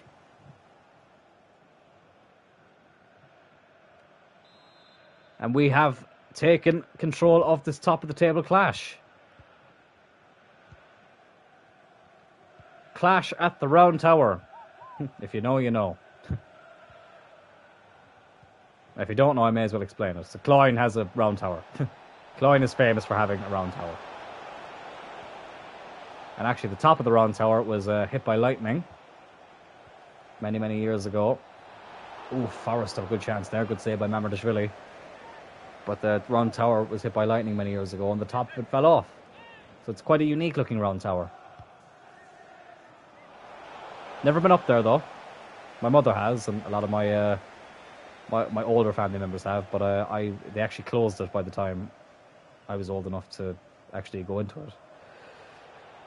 Something they'll have to renovate someday, because tell you what, a lot of tourist money to be made there. Oh, JJ's in. Oh, it's a good block. And they get it away. Brennan Johnson looking to break Ariel Hawani's heart today. Cloyne. Anthony on the turn. Keeper with the save.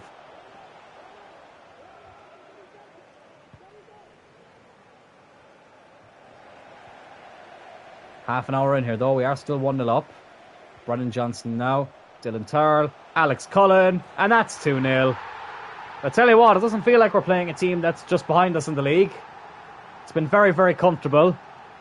But Turl and Cloyne with the goals. We are 2-0 up.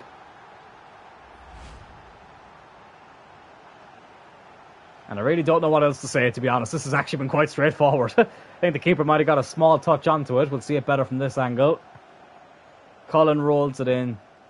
Yeah, keeper got the slightest of touches, but not enough to keep it out. 2-0 up. Steve Cooper, he's fuming. He's wondering what's going on. Why aren't we scoring 4 against Cloyne like everyone else? But we're 2-0 up here after half an hour. Let's try and hold on to this lead going into the second half. Don't think we've conceded a league goal today, have we? No, we haven't. It's been great. It has been great. Mamardashvili's had a very good episode. Yeah, the only goal we conceded was against Prague in the first game.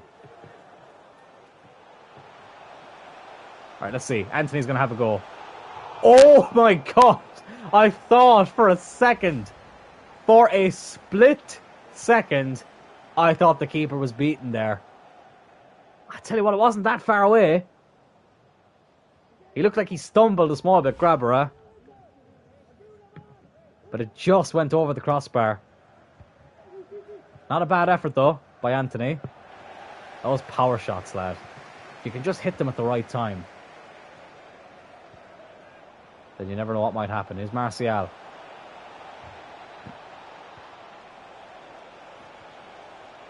Oh. Oh. Forrest up. Playing it around the box here. Oh. Oh, Martial. What a save by Mamardashvili. I was going to say the streak is over. Just be careful we don't give away a penalty. Here we go. Been playing it around the box like prime Barcelona. Just like Bournemouth did. Martial. Oh, and it is a goal. We do concede for the first time in the Premier League today. It's Anthony Martial. And Forrest are back in it. It's a good finish as well. But they just, again, just couldn't get the ball off of them. Right on the edge of the box. Beats Mamardashvili. And Forrest is showing us this game isn't over just yet. Just when I thought it was plain sailing.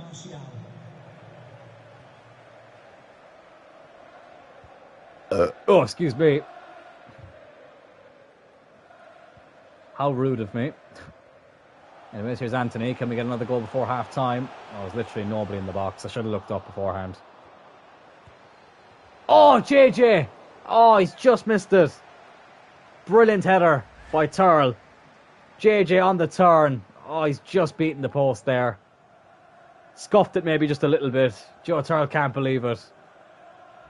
Very nearly regaining our 2-goal advantage right before half time.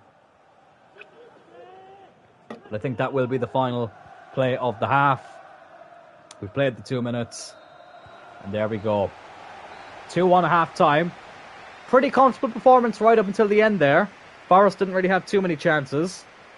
But they did take the one they had from that man, Anthony Martial. The Frenchman, who they've obviously signed from United.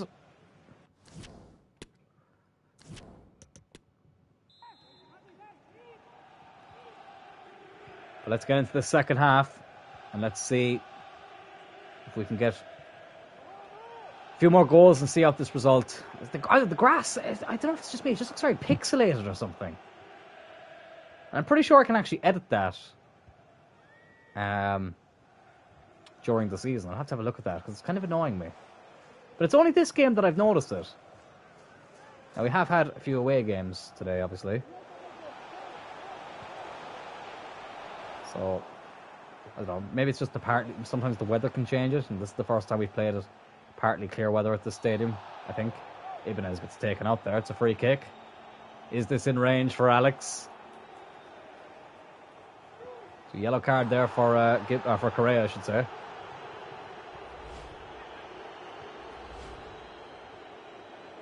So Alex is in distance here, or within range here, I should say. Let's see. Let's put a bit of power behind it. Get a bit of curve. Oh, I tell you what. It wasn't as bad as I thought it was going to be. A bit more power. And a bit more speed. And it might have tested the goalkeeper a bit more. Here's Cloyne. Cuts it back. Gets intercepted though. Forrest on the attack here again. Martial. Mangala. Correa. Oh, okay. Oh, they could be in here. Oh, it's Freuler. Oh, and they've equalised. Forest have equalised. Well, Just when we thought it was all going so smoothly today, they breach our defence, and the CDM, who I didn't know an awful lot about, and still don't know an awful lot about, beats Mamardashvili. He tried to make himself as big as he possibly could do, but it wasn't enough. And Forest are back on level terms. They've come from 2-0 down for 2-2. Well, he's got 5 goals in 9 games from CDM. This has made things a bit interesting. Here's Cloyne. Go on, have a go. Why not? Oh, keeper had to make a good save. Keeper did have to make a good save. Alex will run right over to get the corner. Turl. Have a go. Oh, I thought it was going to land at JJ's feet there, but not quite. Half an hour to go here. Still anyone's game. Martial. Getting the better of Gaia there. Cuts it back to Mangala. Here's Martial again. Oh, he could be in here. Good tackle by Porrig. Right. Brennan Johnson's been quite quiet against Soul Club today, so I'm going to put Alex back out wide. We're going to bring on Marino. Handy to bring a good player like that off the bench in such a big game. They're taking off Scott McKenna and bringing on Ryan Yates.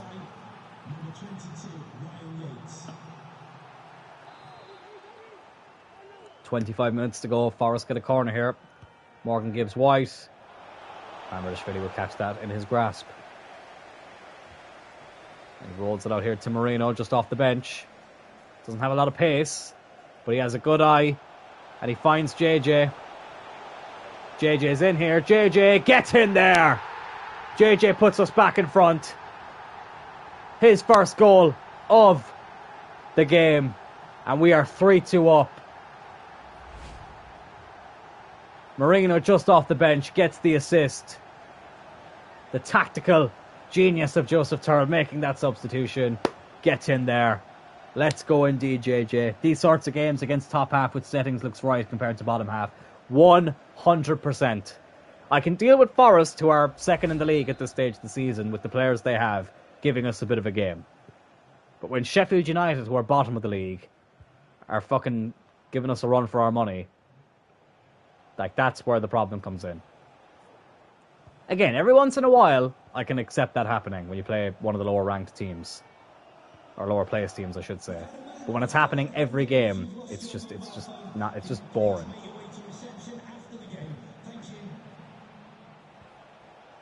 But we've been made to work for our goals today. To be fair, Sparta Prague gave us a good game too. That wasn't an easy performance whatsoever. Oh, they've left the defence wide open here though. Here's JJ. Couldn't quite get through there. Anthony. Looking for Cloyne. Cleared away. Turl. Paulinho. Go on, line it up. Oh, that was terrible. That was terrible. He saw his name up in lights there. Or at least I did. I'm controlling him. But it wasn't to be. 13 minutes to go. Forest now have it in the midfield. But Ibanez, that guy, he doesn't score a lot of goals. Oh, he nearly got a big one there.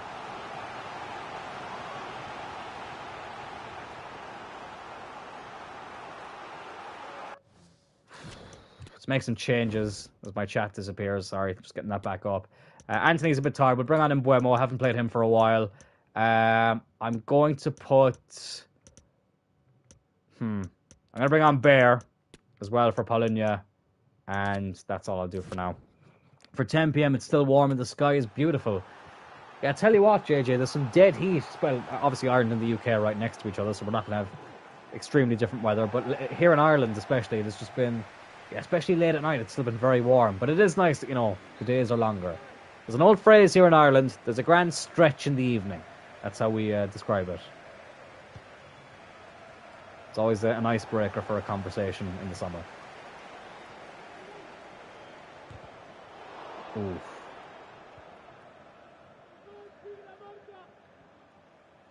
Eight minutes to go now. Still 3-2. We have an interesting game against Leyton Orient after this, where I will play it, and I will use the reserves. Let's see how that goes. Oh, Forrester in again here. It's Martial. Forces a good save from Mamardashvili. This game is far from over. And they're taking off Anthony Martial.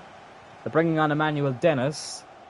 5 minutes to go. That's a brave choice. I know he's injury-prone, Martial, but I probably would have kept him on for these last 5 minutes. Although, because I've said that now, Dennis is probably going to equalise here. Shit. Whoa. Let's take the foul there. Let's take the foul there. And you know what? Let's make a time-wasting substitution as well. Let's put Bear at centre-back. And put Kent... Actually, no. Never mind. Yeah, we'll play... Yeah, Kent is fine at right centre-back. It's fine. Bear gets the best stats there. We'll do that. And also, we'll take off... We'll take off Cullen. He's a bit tired. And we'll bring on Furuhashi. He can do a job out in the wing. Just to kill some more time. Cullen and Roger Ibanez off. Furuhashi and Leon Kent make their way onto the pitch. Just 3 minutes to go now.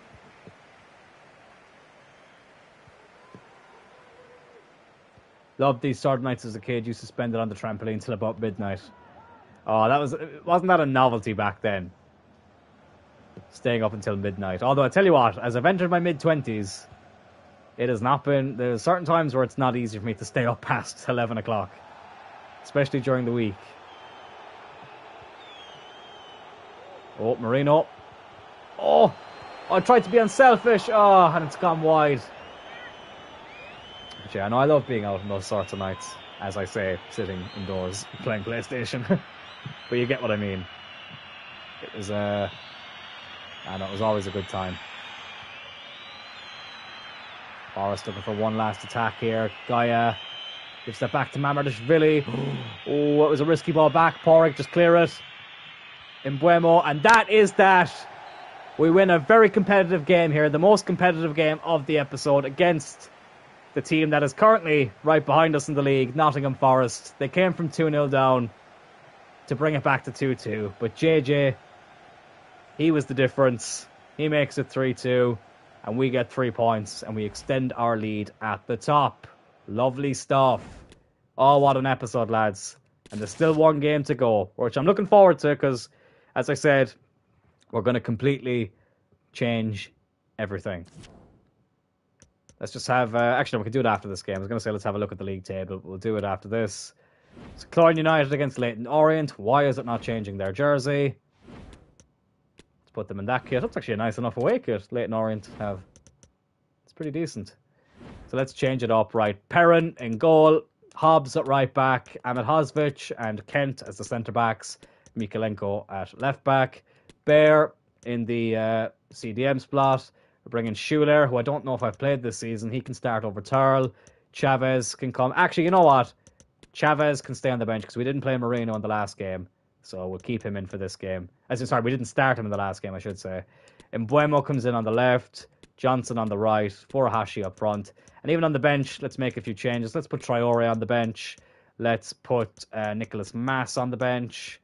Let's put Jovanovic on the bench instead of Paulinho. Probably do a job at CDM. Yeah, he's not too bad there. Let's put... I'm not going to put Shabab Alala there. That would probably be a bad choice. Yeah, look, let's deal with that. And let's see how we get on here in the League Cup against Leyton Orient. It's always nice to use the second team. Perrin, our backup goalkeeper for now. Obviously, we still have DeVry out on loan, or DeVry, however you want to say his name. Let's say DeVry. It's easier to say. These are the best games. Football League versus Premier League. I enjoy playing these games. Like, a lot of people like to sim the League Cup games, and I do sim them the odd time. But I like, I love getting a chance to rotate the team and use players that don't always play. I always enjoy that. Some big games there. United Leeds, Newcastle, Liverpool, Villa City. Some big games here in the League Cup. But let's get into it. Live from the straight out of Cloyne Arena. Final game of the episode against Leyton Orient at home Obviously, we are the defending champions in this tournament, just like in the Premier League. Let's go. Let's try and go back to back. Why not? Ooh, Hobbs with a little trip there. That's going to be a free kick. That's irritating. Free kick here for Leyton Orient, very early on in the game. Oh, and I tell you what, they're desperate to get there. There's Brennan Johnson, starting his second game in a row as well. Obviously started against Forest too, so he'll be happy with that. They lose it though. Oh, and they could be in here, Leyton Orient. Perrin with the save. Just the second appearance of the season for Perrin. The other one was in the League Cup against Tottenham, which is another 4-3. Marino now. Is in Buemo. Hasn't got a lot of chances to play yet this season. He's done really well there. Keeper just about got a hand out in time, because Brennan Johnson was ready to tap it in there. Hobbs will intercept. Well done. Back to Perrin. Now Mikalenko is Bear, who, to be fair, has played quite a few games as well. Cocaine is obviously keeping his energy levels up. Oh my god, I still need to watch that film, Cocaine Bear. All I'll be able to think about during it is Kylie Bear. Oh, ball around the back. Schuler couldn't get there. Well, he could, but he couldn't get a proper... Couldn't make a good enough contact with the ball. It's into the arms of the keeper. Smith to Drennan.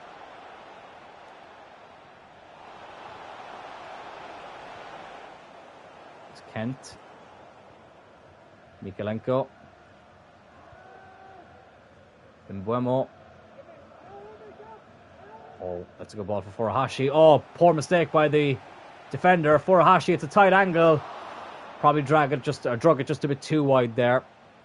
Couldn't challenge the keeper enough. Looking for Marino. Can't find him.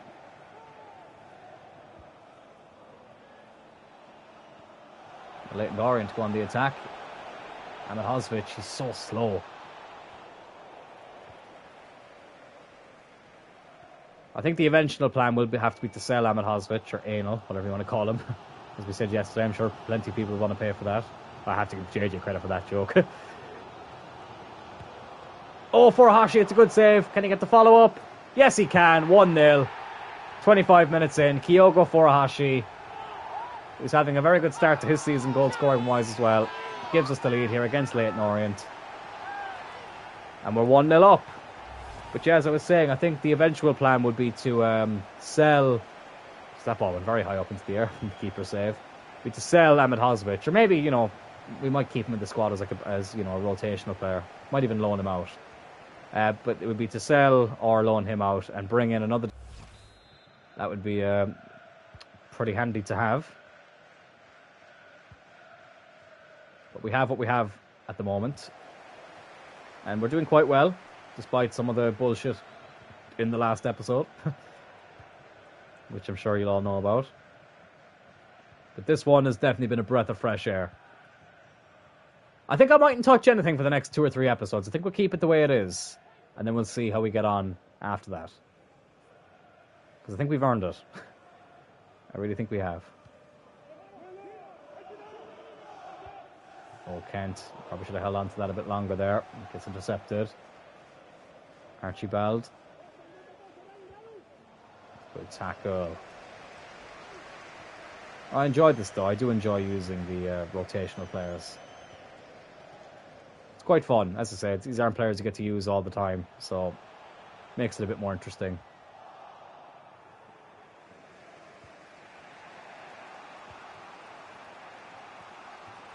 Minutes to go before half time. Still 1-0 up.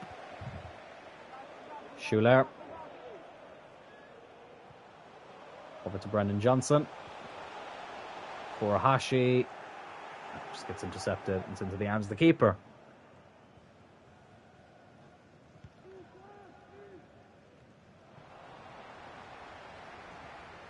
Oh, Johnson could be in here. Brendan Johnson cuts it back. Oh, Marino. Don't think it was possible for him to put less power behind that. Still just lead by the 1 goal, even though we've had the majority of the ball and we've had the better chances. Didn't mean to go back to the keeper there. I was trying to switch the play. My bad. There's Ahmed Hosvich, who gets it from Perrin. Schuler, go on lad. Johnson, have a run. Surely that's... Oh, okay, never mind. Thought he went down. I was going to say surely that was a penalty, but he actually stayed on his feet. But still, though, I've seen penalties given for less than that in this game. Oh, Hobbs, he's done well. God, Hobbs already looks knackered. That's a little bit of a concern. As I said, this might be Hobbs' last season anyway, because I feel like we do need to sign a bit of a better backup right back. But we are 1-0 up, I should say, at half time, which is a positive sign. United 1-0 up against Leeds, which is good to see. Newcastle 2-1 up against Liverpool, also good to see. Villa and City still drawing 0-0, and Leicester are 1-0 up against Jeff Stelling's Hartlepool. And we are 1-0 up here against Leyton Orient as we kick off this second half.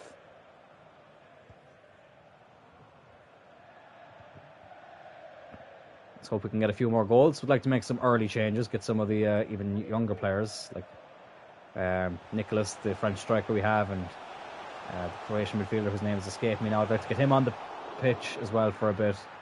But I'd like to do it a little bit more comfortably ahead with the scoreline. Leyton Orient are in here. Kent chasing his man, and he does really well to win that back there, Leon Kent. Fantastic. And Buemo. We've got a big league game next against Newcastle away from home. That won't be easy. And Buemo, Furuhashi, 2-0. Bob's your uncle, Mary's your auntie, and Cloyne United are 2-0 up. Kyogo Furuhashi with the double. You love to see it. You know what? Let's make one of those changes. Jovanovic, left-footed. Let's give him a go. Chavez, I know he's there as well. We might bring him on for Schuler later on. But Marino can get a rest. Jovanovic, the young Croatian midfielder we signed in the transfer window as a free agent. Let's give him a game. Why not? Brilliant work by Mbuemo. Furuhashi with the finish. Lovely stuff. And now we get to hand the player a debut as well. Even better. Jovanovic wearing the number 31 shirt. Nice moment for him. His whole family are here to see it. The man who could potentially be Luka Modric's regen, actually. I've just thought of that now. There actually is a way of checking that. I'll try and remember to check his date of birth, and if it's the same as Luka Modric, then that means it's Luka Modric's regen. I'll have to look up his date of birth first, though, as well, Luka Modric. One of the greatest midfielders of his generation. I remember it was so frustrating. For so many years, Modric was shit in FIFA. And it was so frustrating. Because he's always been one of my favourite players that never played for United. Would have loved him at United as well, Luka Modric. But FIFA, for some reason, he was just so awkward. It was such a shame. But here is Jovanovic. Oh, it's not a bad ball. Kyogo Furuhashi.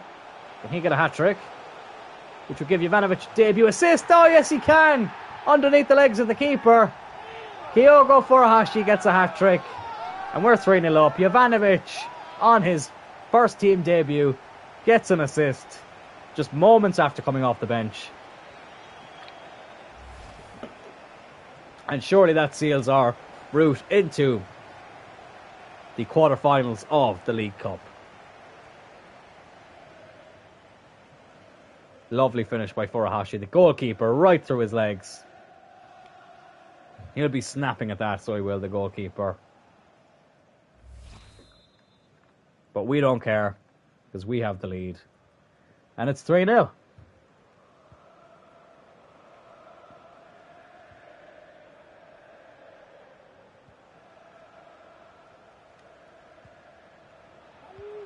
Still have half an hour to go as well. That's offside, surely. Yes, it is. Right, let's make a change here. Brendan Johnson, look, he started 2 games in a row. Let's put Furuhashi out on the right. And let's bring on Nicholas Mass. Let's give him his debut as well. I feel like we can afford to do it now. Brendan Johnson can get a rest.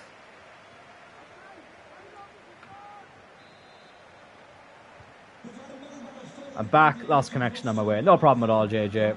No problem at all. Some good stuff for you to go back and watch there. Furuhashi got a hat-trick. Jovanovic, our young player, who we brought off the bench, the young player we signed from Croatia, he is after getting an assist as well.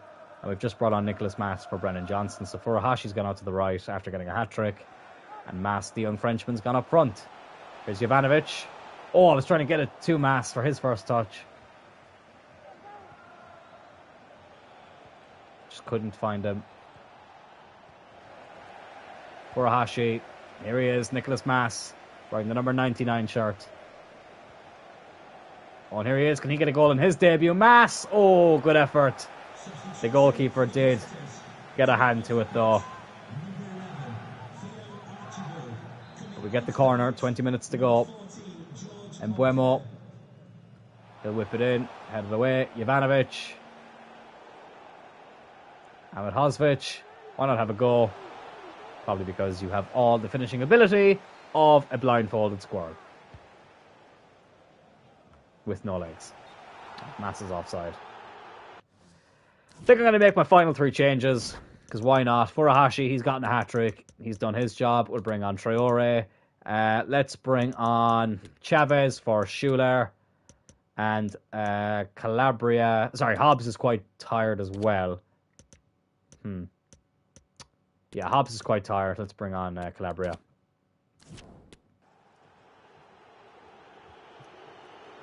For the final 15 minutes or so. Adama Traore, who we still have on the transfer list. Still have not received one offer for him, though. This is his first appearance of the season. So maybe it's a sign. Maybe we just keep him. But I'll still wait. I'll keep him on the transfer list this season just to see what offers we get. I'm surprised that we haven't gotten one offer for him. Like, I was surprised enough when I saw him in the free agents when he was there. He was there halfway through last season. So clearly there's just not a lot of interest in him, which is interesting because he is a good player.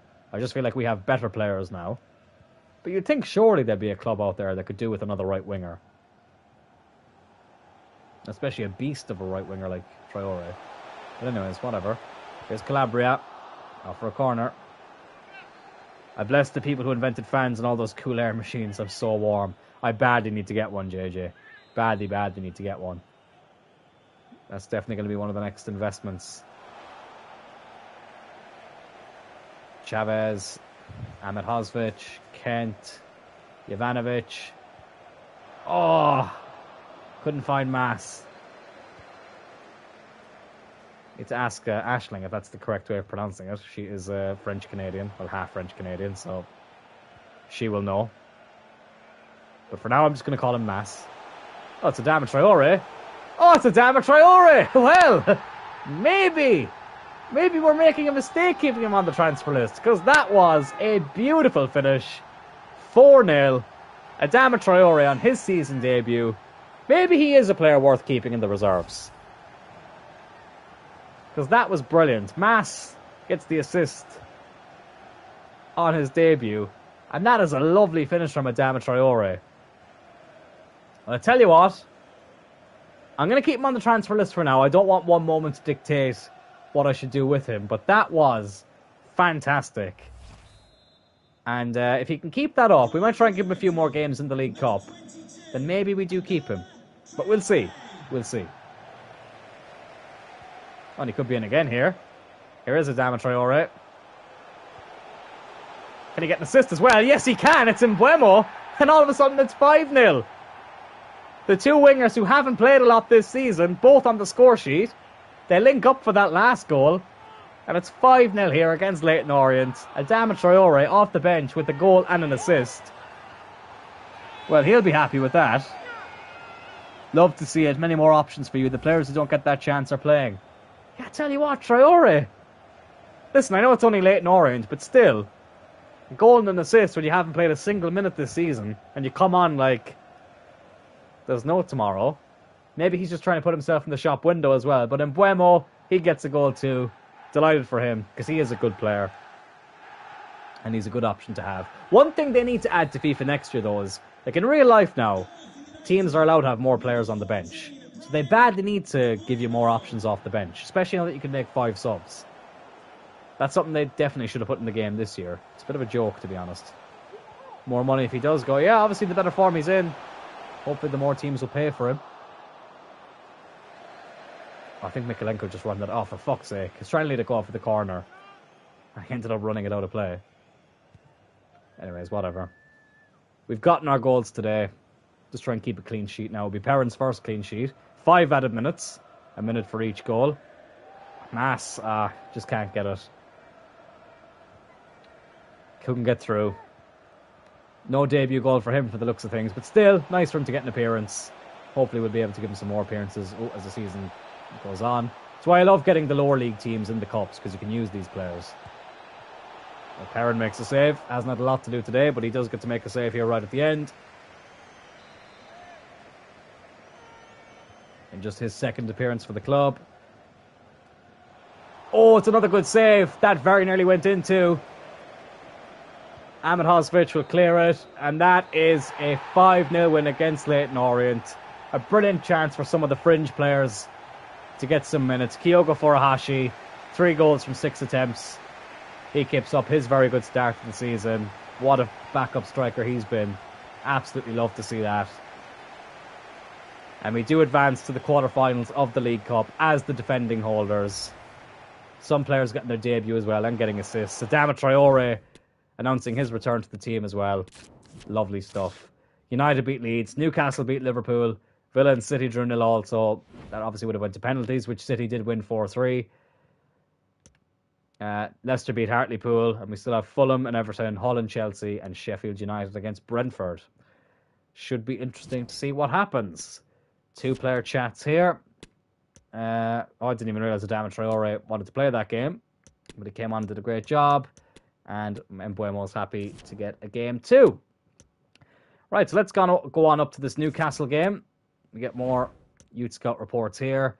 Jason Flynn is looking like a pretty decent player. Still, though, going to wait for these players to ask to be called up before we do anything. So we have Newcastle up next to our 11th. That'll be the first game of the next episode. So let's go through the stats and stuff before we finished. So we are currently 5 points clear of Liverpool. Forest dropped down to 5th after that defeat against us in the last game in the league. But Liverpool, who are still unbeaten, 5 points behind us. Chelsea and United and Forest just a point behind them. City still not too far off as well in 6th. And let's go down and check the bottom 3, which is Wolves, Bournemouth and Sheffield. 3 teams we've all played. Villa there as well. We've played them too. Let's go to the Champions League group. So our next game will be at home to Stuttgart. But we are top of the group. 3 wins from 3. Another win would seal our qualification for... I said Stuttgart, didn't I? Frankfurt is what I meant to say. But we are 1 win away from sealing our route to the last 16.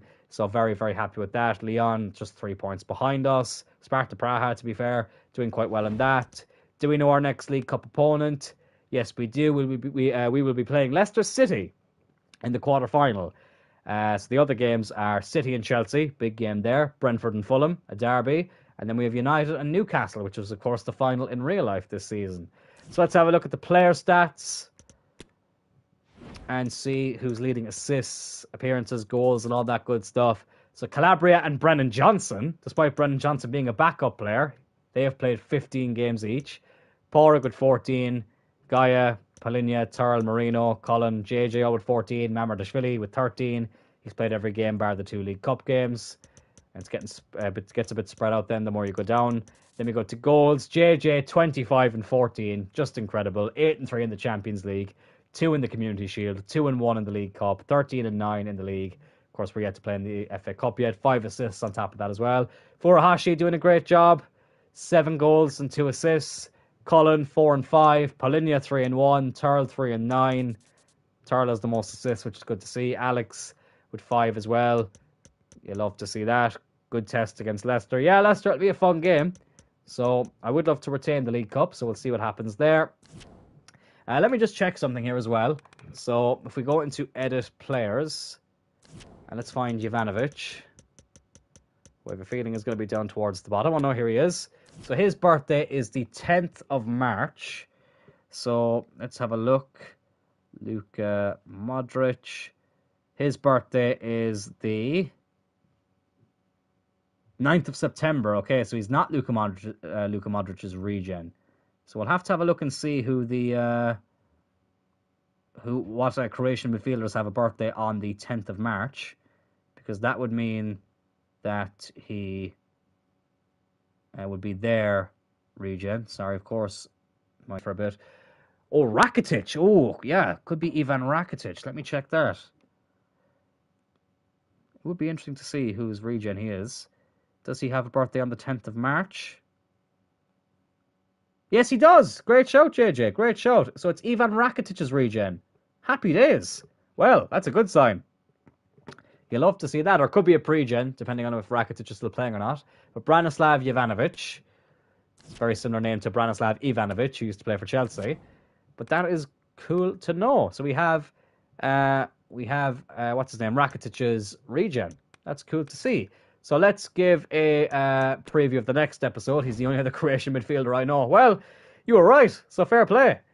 But yeah, that's cool to know that we had that. I was going to say Modric. I feel like Modric's regen, because I've seen it in other career modes, Modric's regen is normally already 79, 80, 81 rated.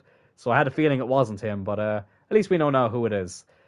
So the next episode will kick off with this game against Newcastle. Then we have a Champions League home game against Frankfurt. I keep nearly saying Stuttgart. It's really annoying. We've Leicester at home in the league, Southampton at home, Lyon away, and Brighton away. So a pretty tough month of November. God, that typical. We have a League Cup game on Christmas Day. That makes a lot of sense.